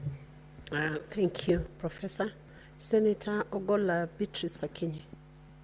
Madam Speaker, I rise to support the motion brought about by the Majority Leader, Senator Aaron, to the floor. Madam Speaker, it is a priority to us as we begin the session because we'd like priorities to be set. And I support the names of the senators that have been brought up because, Madam Speaker, they are outstanding senators. We believe in them in setting the priority of the Senate. Madam Speaker, I wanted to be done with this support early enough so that I leave early enough for Addis Ababa. Madam Speaker, you all know that we have an outstanding candidate in Ethiopia in the following days, and a number of us should have left. Yesterday I was having a conversation with a friend of mine, and I told them that I was either going to leave by bus or on foot or fly to Addis Ababa because that is a path that we have followed all these years. Madam Speaker, the reason why I support this motion is that there are serious issues that we should be attending to as a Senate. Madam Speaker, you have seen in the news all over in this country the increasing numbers of issues of femicide. And those are top priority issues that we should be discussing as a House, if not as leaders, Madam Speaker. Madam Speaker, just the last few months, we have lost young ladies, young girls in my community, if not as reflected in the numbers that we are reading about in this country. Just the other week, we lost a young lady called Mercy in the middle of town, in Dewa town, Madam Speaker. And just the other week, we equally lost a girl that was just found, the body, the lady had been murdered and the body dumped in a sugarcane plantation. We appreciate, Madam Speaker, that His Excellency the President is also leading a similar campaign, and which we are looking forward to beginning to also energize as women MPs all over. So those are issues that really make me support this motion, because we are looking forward to bringing such issues on the floor. Madam Speaker, if it is not issues of femicide, just the other day we got a patient had been murdered in an institution in Kenyatta National Hospital, and that is not the first time. These are issues we are looking forward to be discussed, Madam Speaker. There are also issues that we have been keen on as leaders in this country, if not limited to mysterious disappearances and deaths, or abductions, as we call them, Madam Speaker. And so we need the House Business Committee, like yesterday, to set the priorities that we are looking forward to discussing. And just as my colleagues have said, the issue of pending bills in counties. Madam Speaker, when devolution came in, we all appreciated, and there was life, economic life in our counties. We saw even border traders grow to be more outstanding business people, because they had done a lot of business with the counties and there was money flowing. But of late, Madam Speaker, with the pending bills just piling up, we do not see that vibrancy in the counties. Madam Speaker, as we talk about the just common topic that has been talked about here, the issue of majority versus minority, Madam Speaker, I'm thinking like any other Kenyan that as we struggle about who sits where, does this sitting reflect on the services that we give to our people in the counties? Madam Speaker, top of my agenda is the issue of even IBC, that as the panel is sitting down to get us new commissioners, I'm looking forward to the establishment of this commission so that outstanding issues of boundaries, including in my county, can be sorted out, Madam Speaker. In my county, we are looking forward to Ndewa constituency getting their boundary reviewed, because it's a very expansive constituency, and we are looking forward to getting 2 constituencies, if not 3 out of that. Other than that, there's a Karachuonyo constituency, we have the Bondo constituency, the Alego Usonga constituency, the Kisumu Central constituency in my region, Madam Speaker.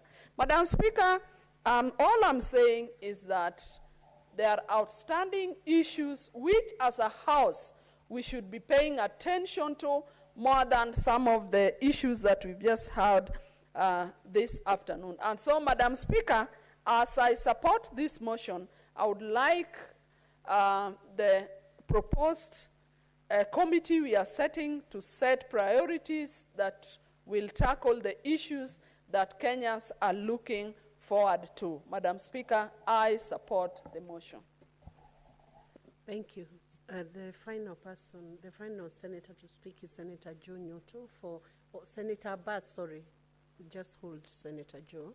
Senator Abbas was here for a long time. Senator Abbas, can you make it very short? He had spoken. Senator Abbas, I am informed by the clerk that you spoke.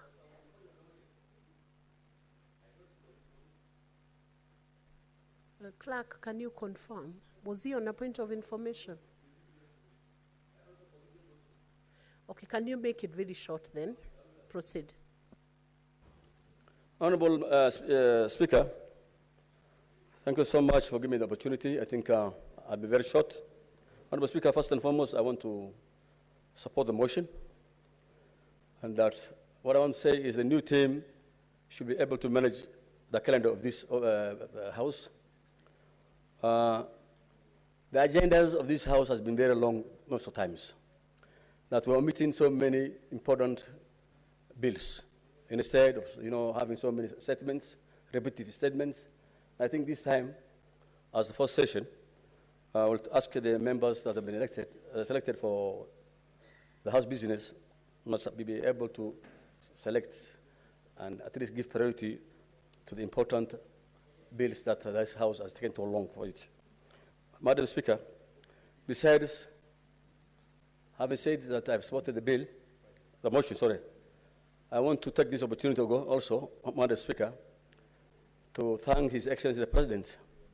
When he visited Northern Kenya, actually, he made a very, very important recommendation to the lives of the people in Northern Kenya.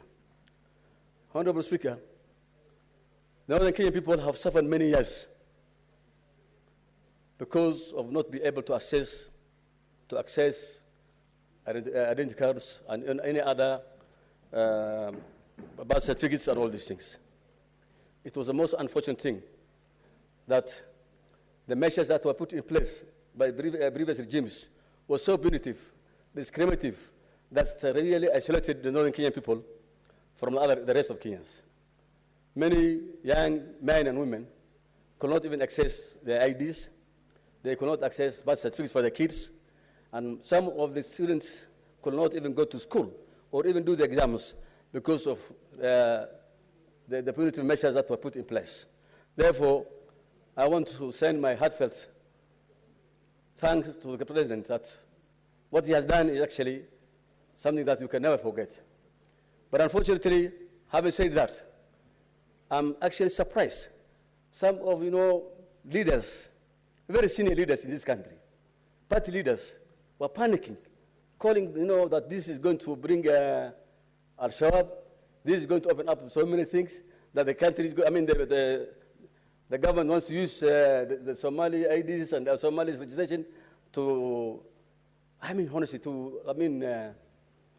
allow foreigners to come in to vote. That should not be the case. We are not that petty. The Somalis are there since the inception of this independence of this country. Actually, the Somalis took part in Mau Mau. They were even sending their animals to feed the Mau Maus. If you want, I'll give you all cuttings. Even our animals were sold because of supporting Mau Mau. Actually, in 1952, our animals were taken and sold, all of them, they auctioned. So I don't know how soon that the Somalis have now become people who were dangerous in this country. Issues to do with terrorism. Terrorism is an international issue, Your Honourable Speaker.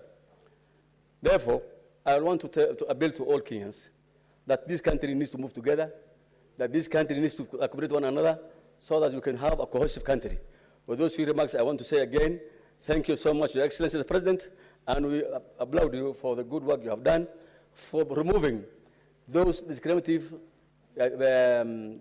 things and any other things. Even the census of Northern Kenya was reduced by 40%. The 2009 census and the 2019, the 2009 was even more. They reduced the figures by 40%. That kind of business is going not to help any Kenyans. With those few remarks, I beg to support the bill. The motion, sorry. Senator John Nyoto, very short indeed. Let's give him the mic. Thank you, Madam Speaker. I also rise to support this motion that the members elected to join the House Business Committee be approved by this House. Madam Speaker, this could not have come at a better time because, as we all know, we will, in this House, be discussing and coming up with the fourth basis of sharing revenue between the amongst the counties, Madam Speaker. And so I would want to say that as this committee comes in place, then that priority should actually be made. And like my many other colleagues have submitted, Madam Speaker, we would want this committee to prioritize matters that favor the Senate and that have a direct bearing to the Senate, Madam Speaker.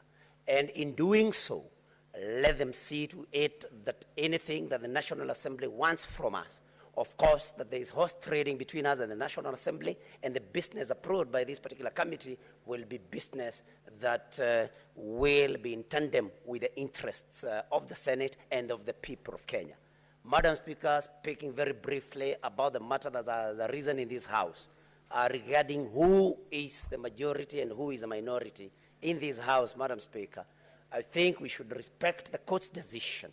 But even as I say that, Madam Speaker, I think we need to relook at the whole leadership in this House. And why do I say that? I say that because, Madam Speaker, Kenya Kwanza is currently working with ODM and looking at the leadership in the minority side. Madam Speaker, the majority leader, the minority whip, the deputy minority whip are all members of ODM, which is working with Kenya Kwanza. And so, Madam Speaker, I think I would want to say that I would want to submit to this House that we should look at leadership once again, look at the numbers that Kenya Kwanza has, joined with ODM, which is already working with the Kenya Kwanza, and then, Madam Speaker, the rest that are not in that particular coalition should form the new minority, Madam Speaker. And I think although there has been argument that the court's decision did not relate to the Senate, but I think it's only fair that we relook at the leadership status in this House because, of course, there has been very many shifts. Madam Speaker, I submit and I support the formation of this particular business committee. Thank you, Madam Speaker. I wanted to call the majority leader to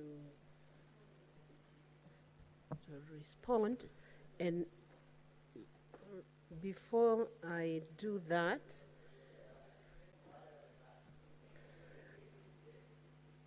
before I call the majority leader, maybe to give a guidance on the important question that has been raised, and that has ridden together with this debate on the House Business Committee, the Senate Business Committee. It would be remiss of the Speaker to ignore the serious interest that has been shown on the question of who holds the majority or who holds the minority within the Senate, especially in relation to the judgment or the finding that has been made in respect of the petition, which senators have been contributing to, relating to the National Assembly, and an order that has been issued by court directed to the Speaker, Honorable Speaker of the National Assembly. It will therefore be in good order that the Speaker gives a direction on that issue. So I will append that direction of the Speaker to the next sitting to give a direction on the position of the Speaker in relation to who holds the majority or who holds the minority in relation to the Senate. And having given that direction, I now invite the mover of the motion, Majority Leader, to reply. Thank you, Mr. Speaker. Madam Speaker, sorry, my apologies. I really want to appreciate colleagues who've taken time to speak on this matter. Under normal circumstances, this is not a motion, actually, that we normally debate. In fact, in the history of, I think, this House, as far as I can recall, we've always dispensed such motions within 10 or 20 minutes. But I think members had missed the microphone and the cameras, Madam Speaker, and therefore it was only fair that we allow people to say something. And members have spoken on many things, but I want to appreciate their contribution, actually, of every member that has spoken, because apart from the debates that we've had on majority and minority, something which doesn't arise, one of the reasons why I never contested members raising it Madam Speaker, is because I know that here in the Senate, the question of majority and minority doesn't arise because it's as plain as can be, Madam Speaker, that even a plain census on which party, without including the disputed political parties of UDM, for example, who holds the majority. UDA on its own, together with Ford Kenya and DP, have 24 senators, which settles that conversation. But be that as it may, Madam Speaker, I felt that it would not be appropriate for me to interrupt for people to express their opinion on this matter, because that's what democracy is about.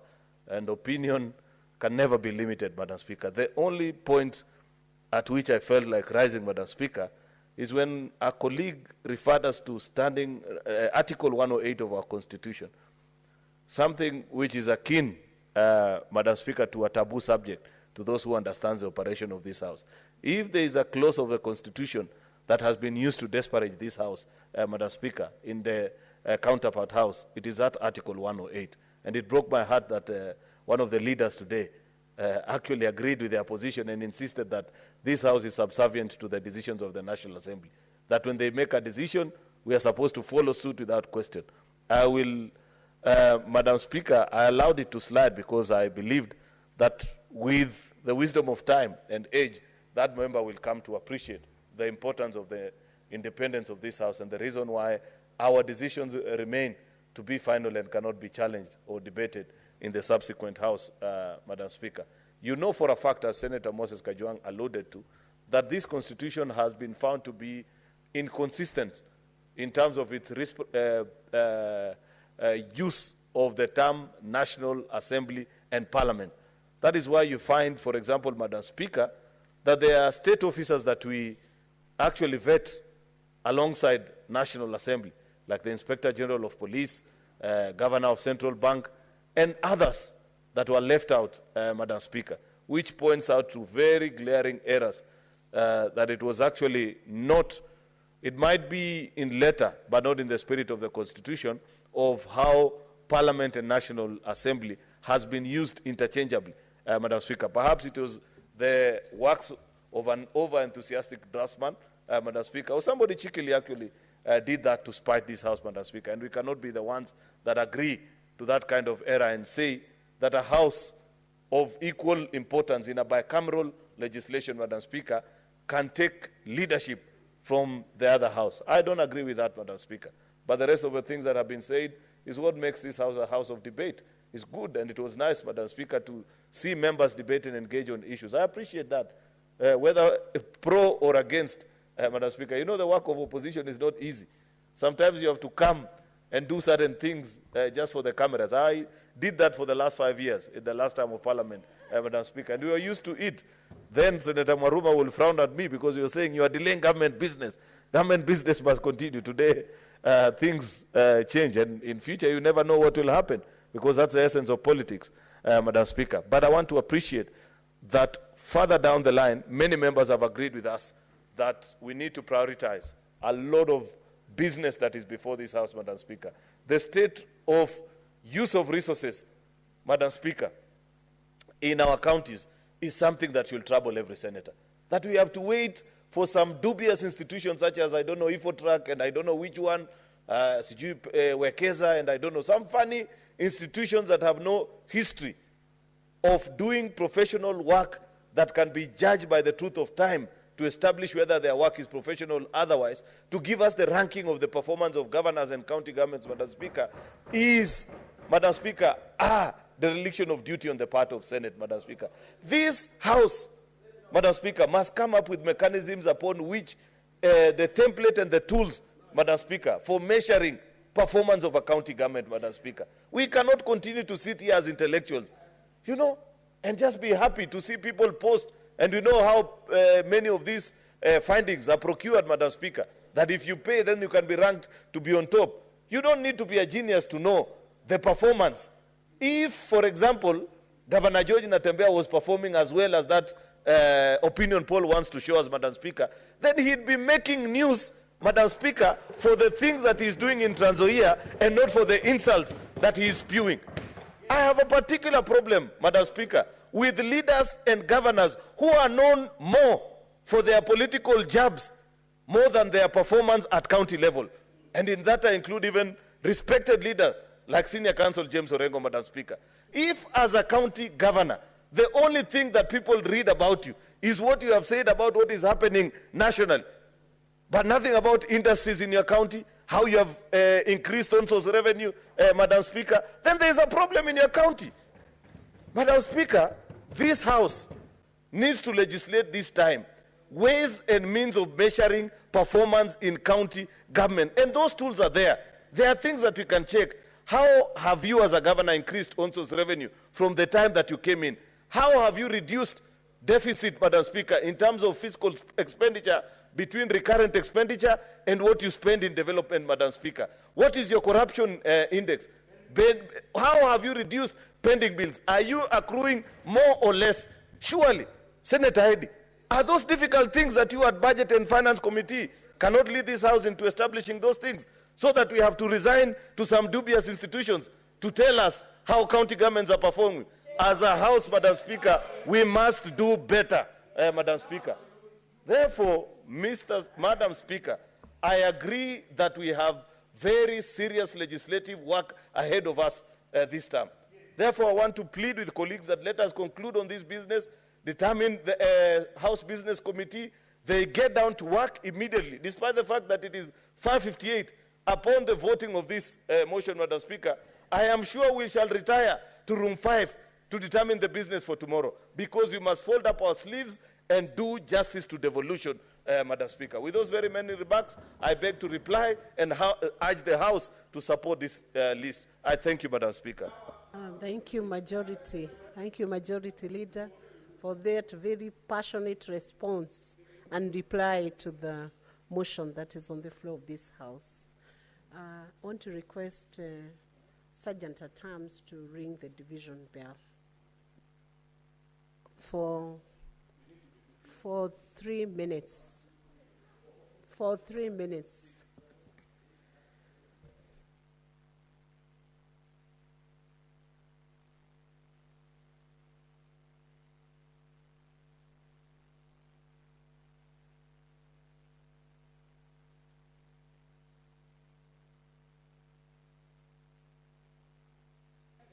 Sergeant at Arms, division bell for 3 minutes.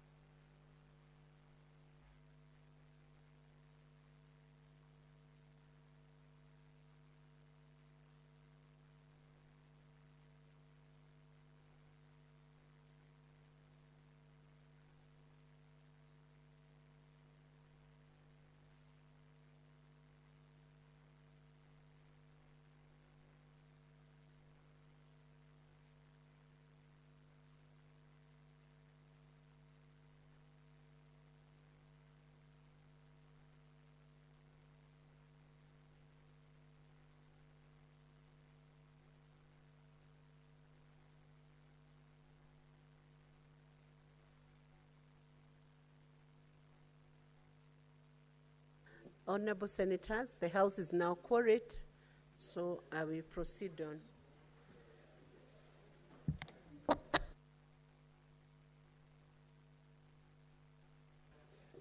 Honorable Senators, pursuant to Standing Order 84-1, I hereby make a determination that this matter does not affect counties. And I now put the question that pursuant to standing orders, you can take your seats, Honorable Senator.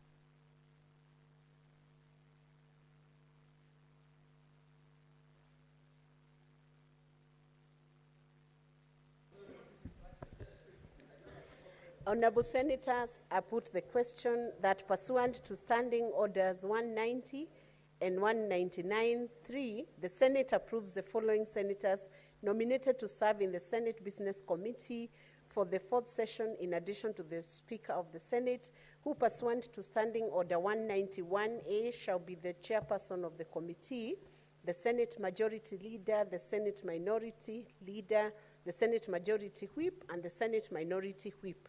1, Senator Ali Ibrahim Roba, EGH MP, member. 2, Senator Fatuma Adandulo, CBS MP, member. 3, Senator Veronica Maina, MP, member. 4, Senator Wakili Hilali Kiprotich Sigei, CBS MP, member. 5, Senator Mohamed Mwinyi Haji Faki, CBS MP, member. 6, Senator Shakil Abdallah Mohamed, MP, member. 7, Senator Christo Kegehi Asige, MP, member. Will as many as are of that opinion say aye? Aye. Will as many as are of contrary opinion say nay? The ayes have it. Honorable Senators, thank you for that voice vote.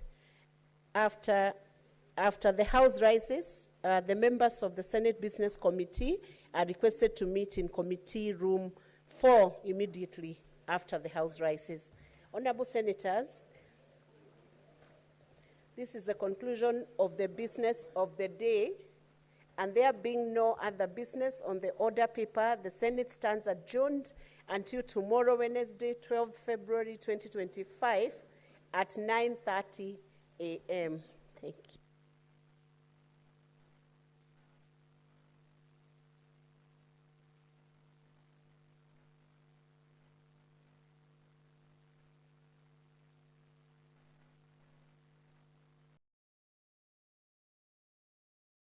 As members of parliament. So 1, unless disqualified under clause 2, a person is eligible for election as a member of parliament if the person A is a registered voter, B satisfies any education, moral and ethical requirements, C is nominated by a political party or is an independent candidate who is supported. And therefore, even the reference to that article of the